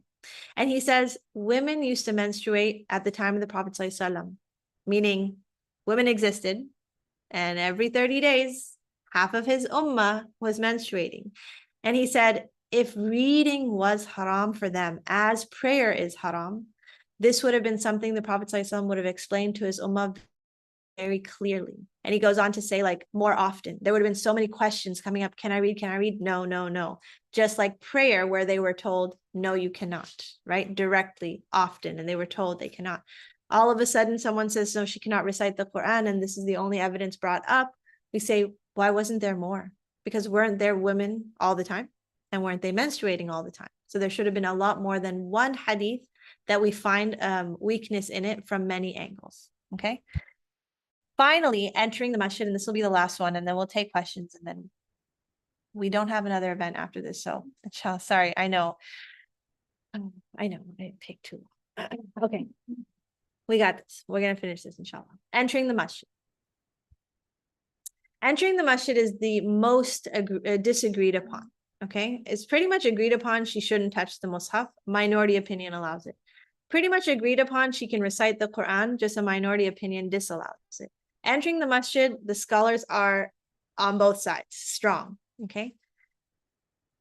What is the debate that those who forbid her from going into the masjid, what is the arguments that they use? Two things, one ayah and one hadith. The ayah is in Surah An-Nisa, ayah 43. O you who have believed, do not approach prayer while you are intoxicated until you know that you are until you know what you're saying. So number one, don't pray when you are drunk.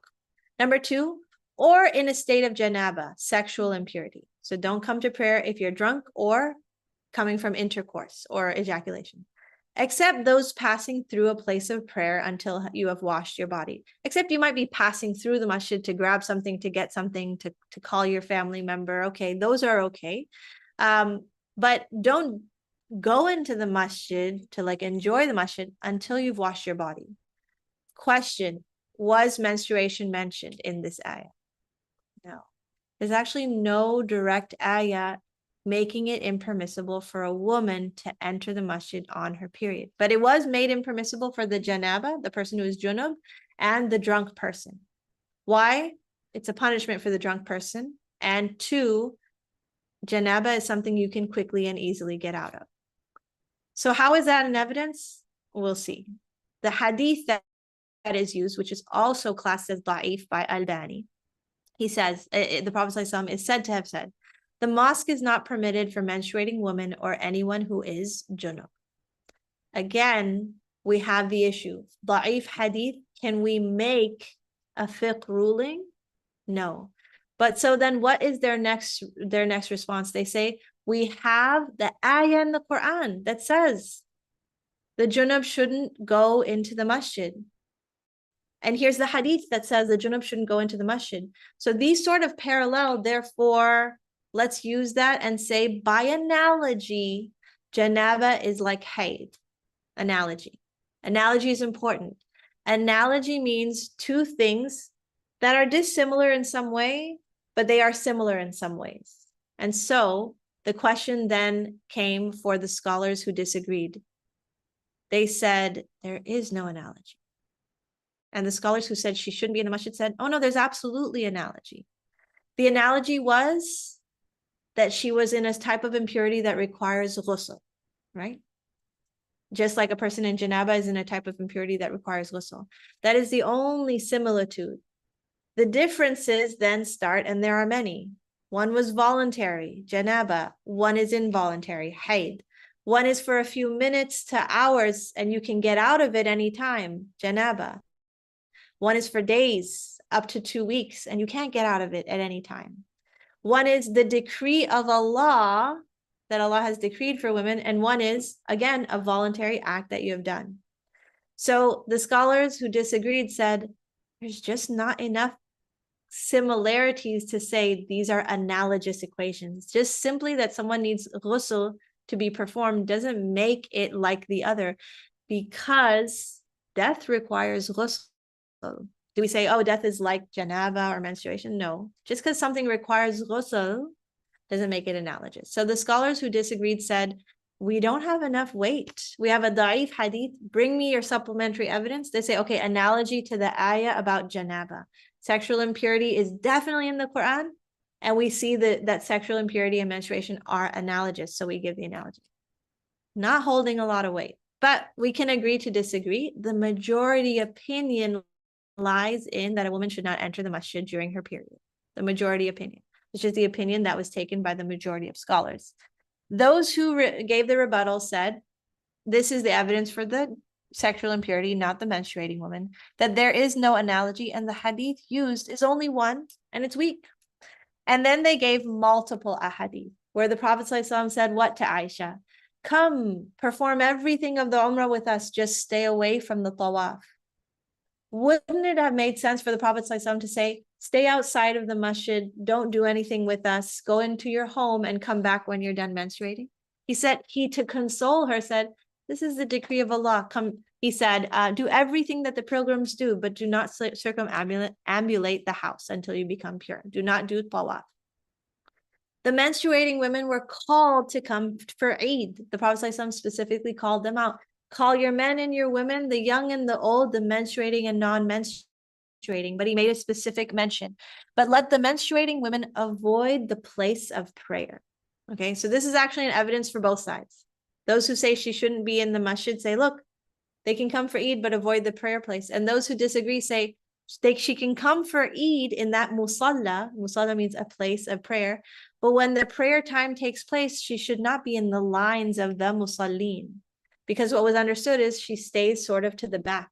Is she still not in that same gathering? Say all of the women come to a big tent for Eid, or they come to the masjid for Eid. It's the sunnah is to go somewhere outside of the masjid to accommodate more people. But say she goes to the masjid for Eid, the Prophet ﷺ is saying, come bring her. But when the people are standing up for prayer, this piece says, make sure she's not standing in the lines of prayer. So you don't have 5 people standing and 1 sitting, and 5 people standing, because you're ruining the saf. So go sit at the back, enjoy the khutbah, enjoy the benefit of this Eid prayer, but do not stand in the lines of the ones praying. By analogy, they have said, those who allow it, if there's anything beneficial in the masjid, you're going for the khutbah because you want to hear the lesson, or you're going for a halaqah, or you're going for your class, or this or that, or your kids, you want them to pray in the masjid, or they're doing their hifz class, go. Don't stand in the lines of the musallin. Come to the back of the masjid, enjoy the khutbah, enjoy the halaqah, watch your children enjoy and do their hifz class, and when they pray, make sure you're not standing in the middle of their rows. This is the opinion of those who allow it. Mihjan, who we talked about before, was the caretaker of the masjid. If she was taking care of the masjid all of the time, never do we hear a narration where the Prophet ﷺ says, oh, and by the way, when you need to not pray, don't come into the masjid, right? We never hear that. And a woman who is a freed slave, a freed African slave woman, comes to the Prophet ﷺ, embraces Islam. He sets her free, and well, no, she's already been set free, but he goes ahead and says, I give you this space in the masjid. Here's a tent. You can set up your home here for a temporary time until you figure out, where you're going to be. A woman, she had no income. She's just a freed slave. Prophet ﷺ says, come live in my masjid.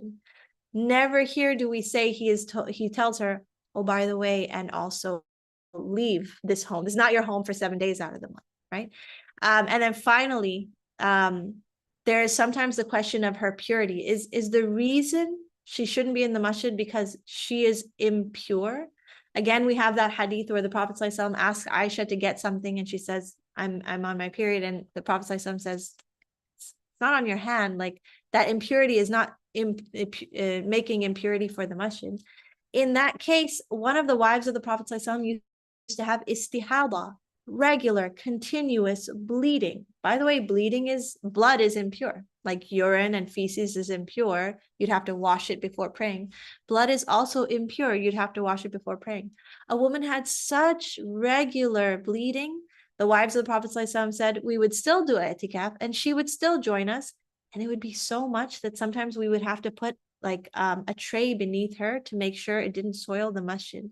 But she was not told not to come to the masjid because she would impurify the masjid.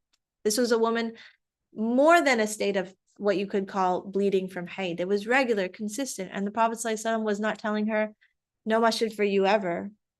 He said, let's take all of the means to make sure we keep this, it's tied up, it's clean, and let's put extra precautionary measures, but don't prevent her from the masjid.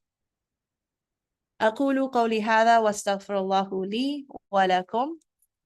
And that concludes 2:31. I'm 1 minute over time. In fact, I'm many minutes over time because I'm supposed to give you guys an opportunity for Q&A.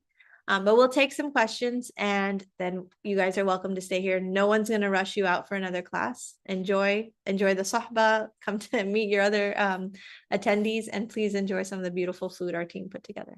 Yes, question. This is kind of particular. I don't know if you want to answer. Do you know who are the different scholars in terms of specifically the masjid? What are the four main scholars? I would say join the Sohbah WhatsApp group, and I can definitely get which scholar says what of those opinions. So there's the QR code for the Sohbah WhatsApp group. For those of you who are following a madhab, I know what you're asking me. Okay, you're like, what's the exact Hanafi opinion? Let's just say this, entering the masjid, the majority opinion is no. And I would say that's probably Hanafi, Hanbali, Maliki, and Shafi'i. You're going to find majority say no. It's a minority opinion that she is allowed. And that is championed by Ibn Taymiyyah, who comes years later to say, let's look back at what the scholars have said and try to see what the Salaf did. And that's where the whole Salafiyya movement comes. I'm not saying I'm Salafi. I'm providing for you all of the scholarly opinions and analysis, where some of the scholars a couple of 100 years later said, let's analyze, yes, what the scholars said, but also what the Salaf did, right?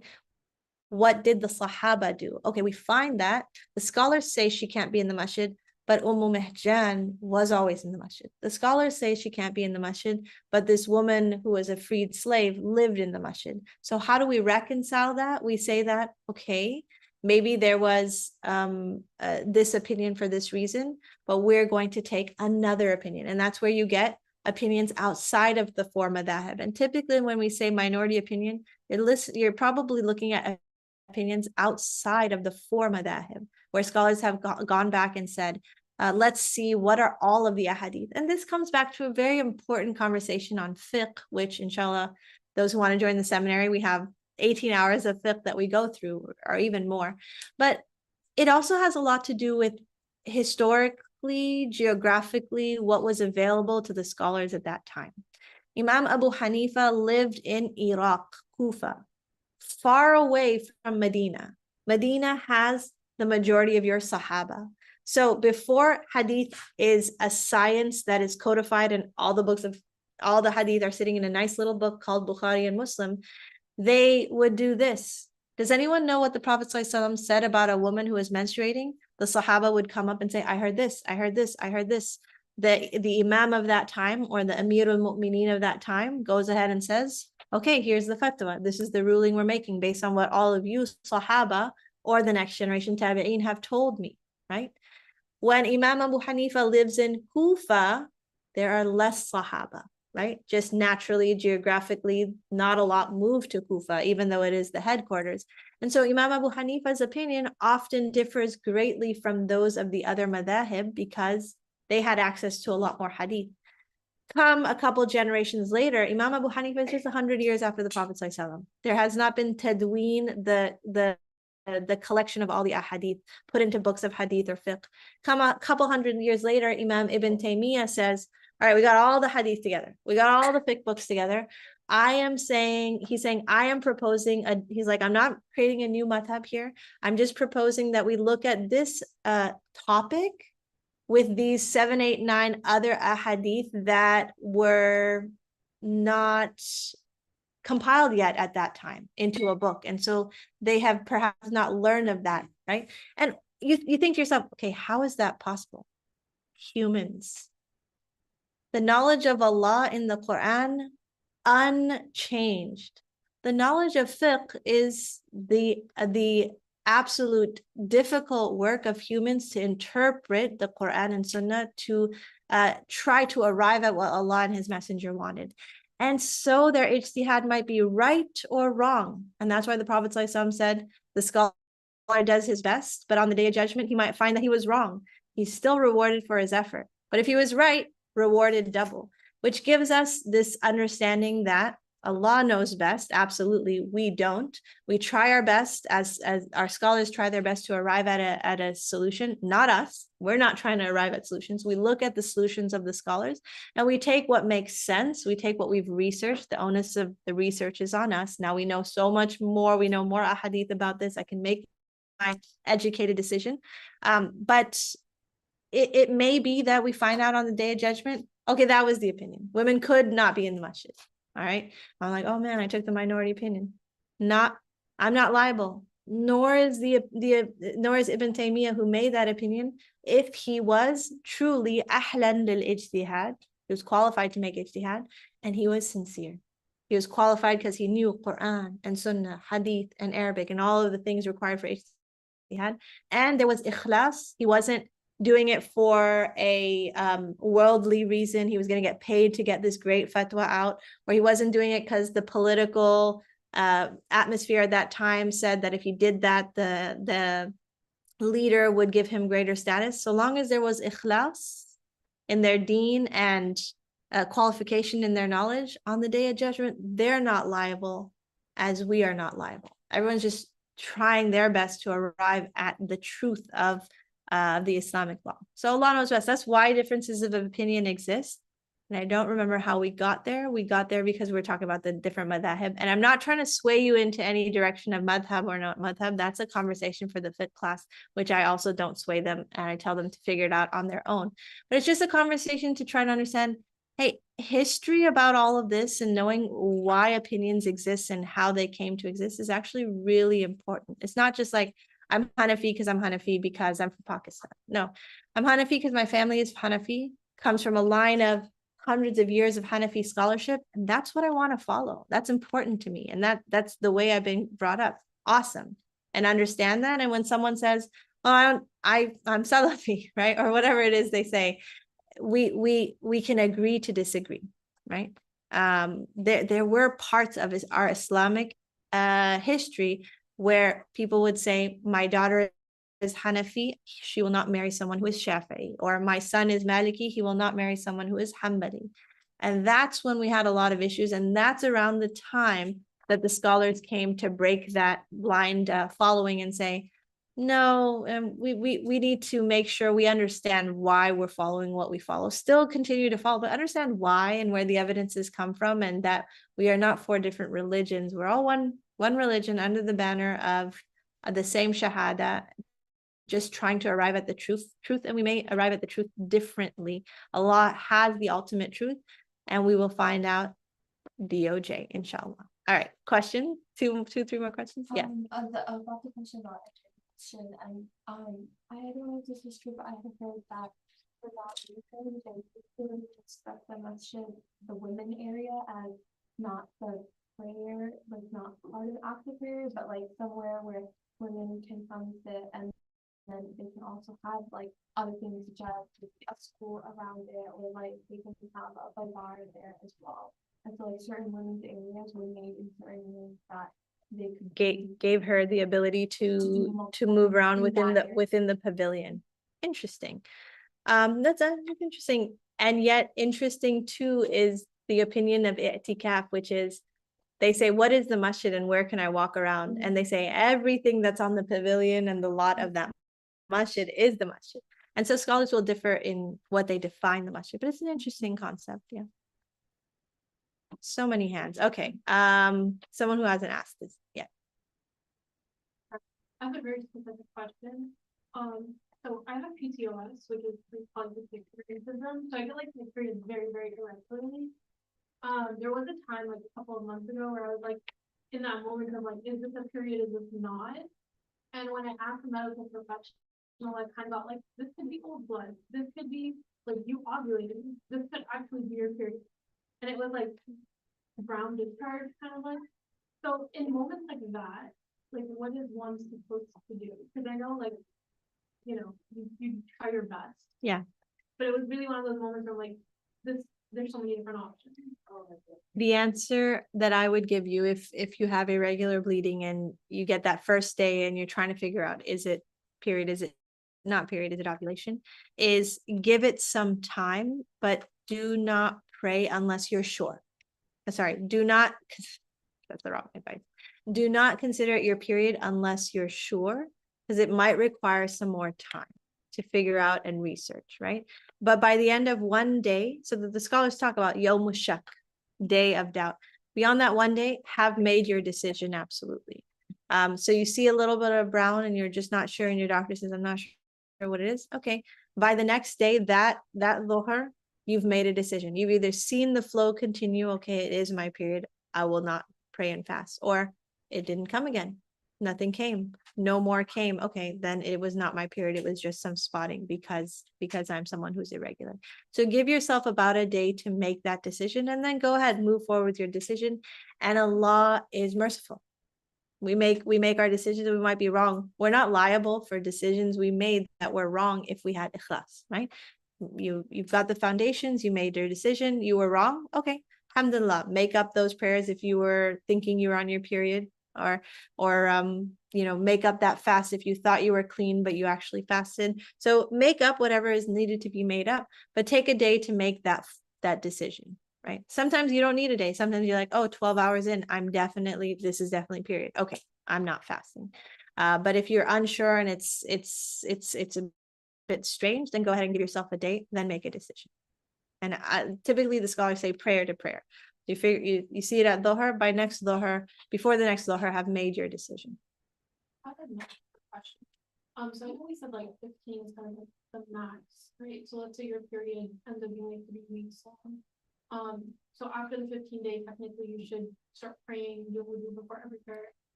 This is the opinion. Yeah. Do you have any like advice on how to like just like being on your period is such a like you feel in for, right? So like do you have any advice on how to get to a point where you are able to after the 15th day like start to pray even though you have like a pretty heavy flow? So according to majority, if your period is 3 weeks at the 15-day mark, you should, or after the 15-day mark, you should ghusl. How do you make yourself feel more pure? That sounds like more of brain work, right? And making ourselves become comfortable with, well, I'm allowed to do this. Doesn't seem like it, but I'm allowed to do this, right? But if we're talking about like physically what we can do there, I would recommend, and so this is where we get into that controversial conversation, I would recommend tampons. Tampons were considered not allowed initially when they came out because it was thought to be like intercourse, that something is being inserted. After hearing from women that there was no comfort and there is no joy in that, and it has nothing to do with arousal, the scholars changed their opinion and said, okay, this is just like a way to tie, okay? Just letting you know where the opinion came from. Also that they thought it broke her hymen and that it did all sorts of things. And then they said, oh, it doesn't do any of that?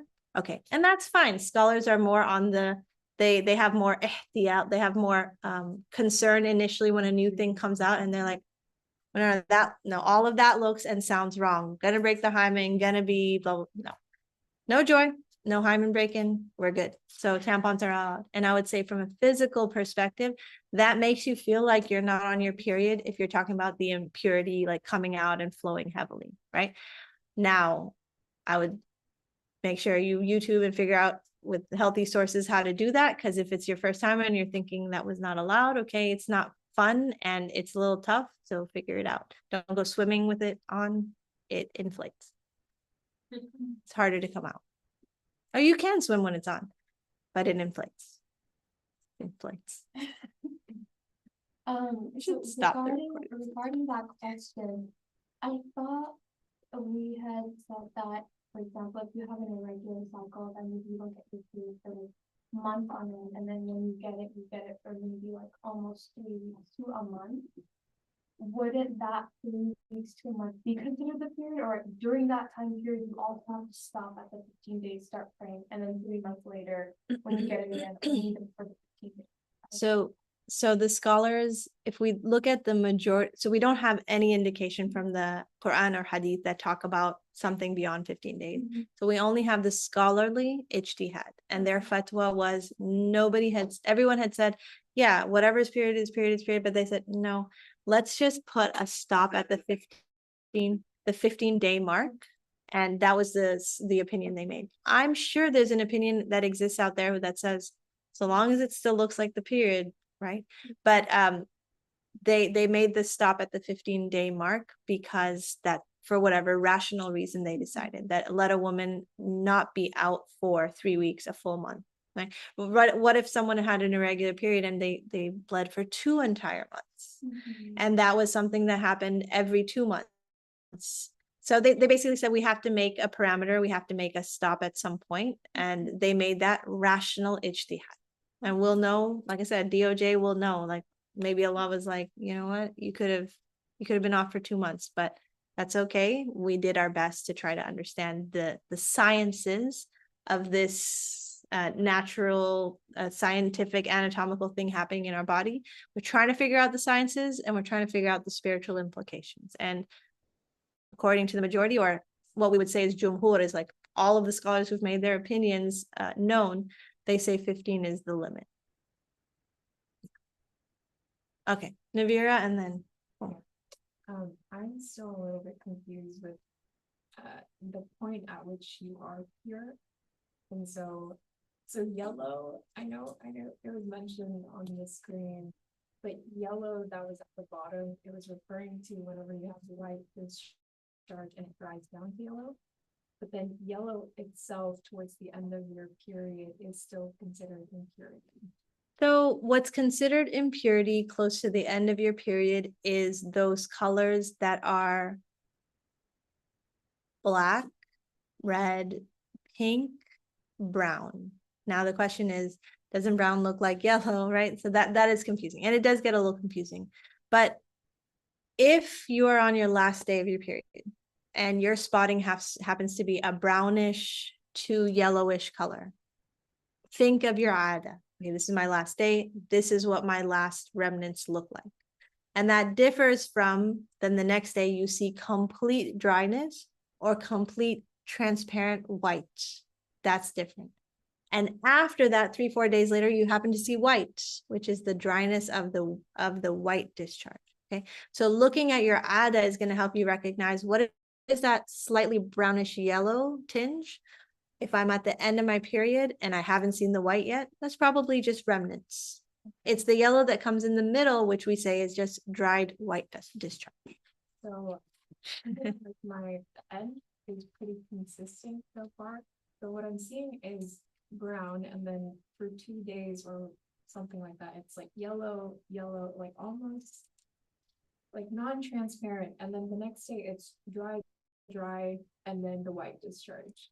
Okay. And So it's to me, and Allah knows best, and this is where we have to try to make our own ijtihad because you know your body better. It sounds like those are your remnants days, the days of the remnants, and remnants kind of look brownish yellow to you. Allah knows best. You look at your regular, and if that's how it always looks, then that seems to be your cycle. And so the dryness would be the first indication. Yep.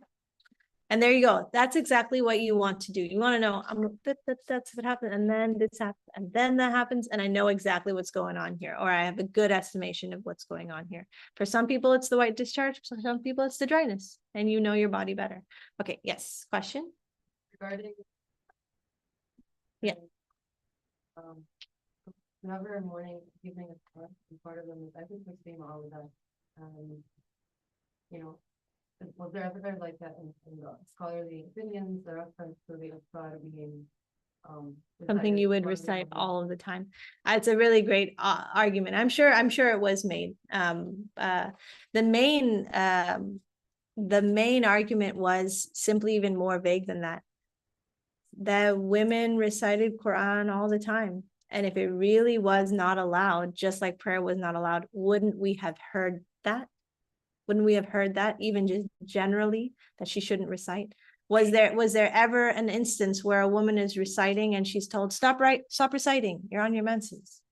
Since the absence of all of that and the lack of presence of anything besides one da'if hadith, the scholars who disallow it say, we really just not got a lot of we don't have any weight to this argument. Okay, last question, and because we also need to pray before Asr time comes. Also, if you can get comment. Somebody has said it's not for the end of menstruation. It's not the absence of menstrual signs, but the prevalence or the starting of normal. That's a very good marker. That's a very good marker. People are usually looking for the absence of menstrual signs. Look for the presence of purity, which is full entire dryness or the white discharge. And that's exactly what Aisha radiallahu anha used to let them know. So stop hastening to see if it's ended. Look for the white discharge. Look for the presence of purity rather than the absence of the menses. Of course, dryness is that confusing period because it's sort of both. But you also know your body. You're like, you see dryness for a full day. Okay, that's how I usually end. I'm going to end, inshallah. أقول قولي هذا واستغفر الله لي ولكم وإياكم. May Allah allow us to make the correct ijtihad, give us clarity in this science as we move forward, inshallah, and allow these foundations to influence our decisions as well as be able to help other women in our lives, inshallah, our family, our friends, inshallah. May we be a light that gives light to this issue, inshallah. Ameen, ameen. Ya Rabbil Alameen. Allahumma ansur al-Muslimina wal-Muslimati fi Filistin. Allahumma ansur al-Mawlumina wa dammir al-Zalimina wa adkhilhum jannataka bisalam wa bighayri hisab. Ameen, ameen, Ya Rabbil Alameen. And now we can do sahba, inshallah. I apologize to the team. I have taken a lot more time than usual. I'm very ambitious with what I only want to finish every month. But we'll be having another one next month, inshallah. The team will let you know through Instagram and through the Sahba Sisters WhatsApp. But please stick around and eat food because we have a very beautiful food. I had a question for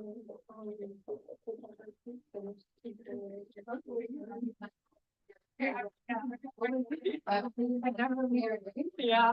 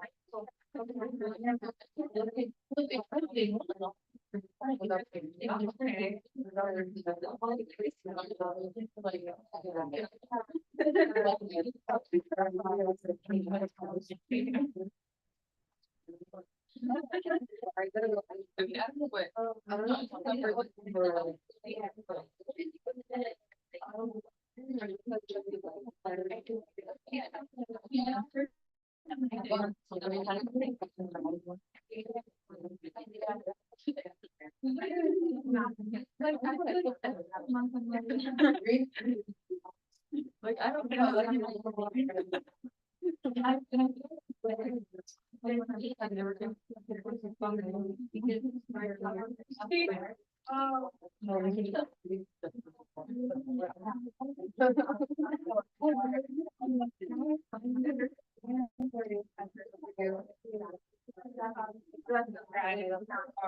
That's really good help. Okay, you're all go with the cheese.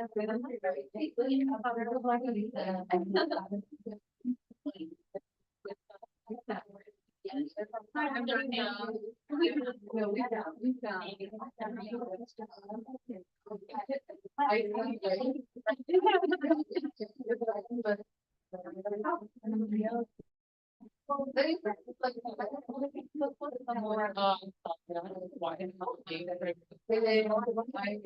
It's not that hard, like for me, and I'm just supposed to be treated, you know, and so the fact that like kind of there's work. Oh, I think right after.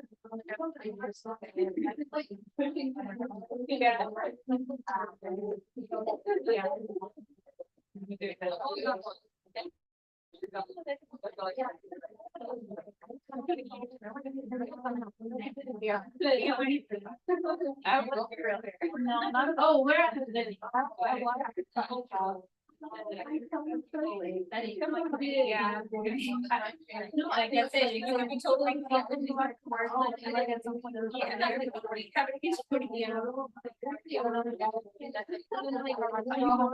Yeah.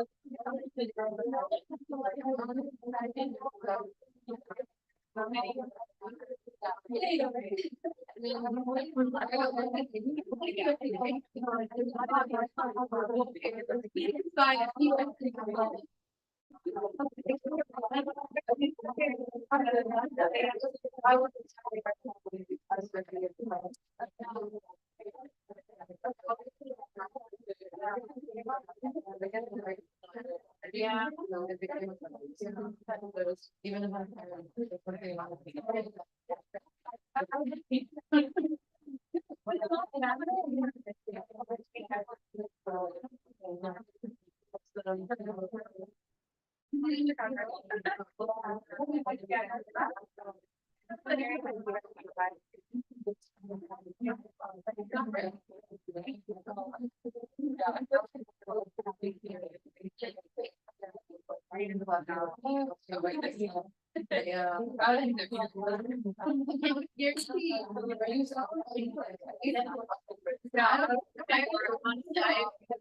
yeah. Yeah. So I'm not always around. This is the first time. I feel like that's good.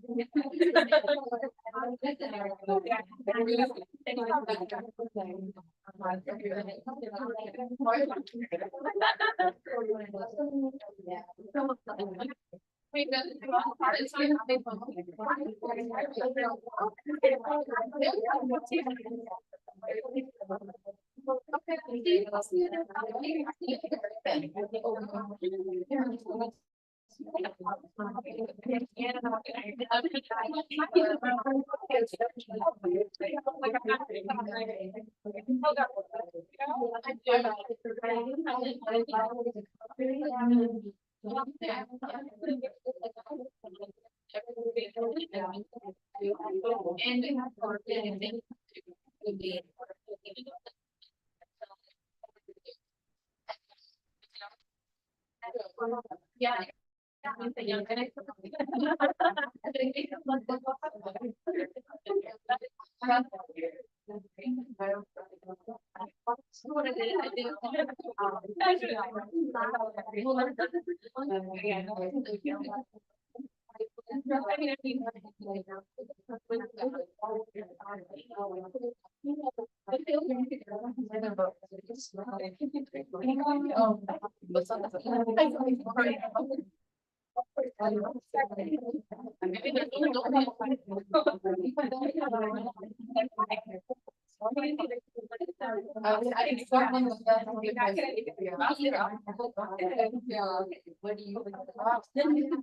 Yeah, I heard her say it. I knew it. Like,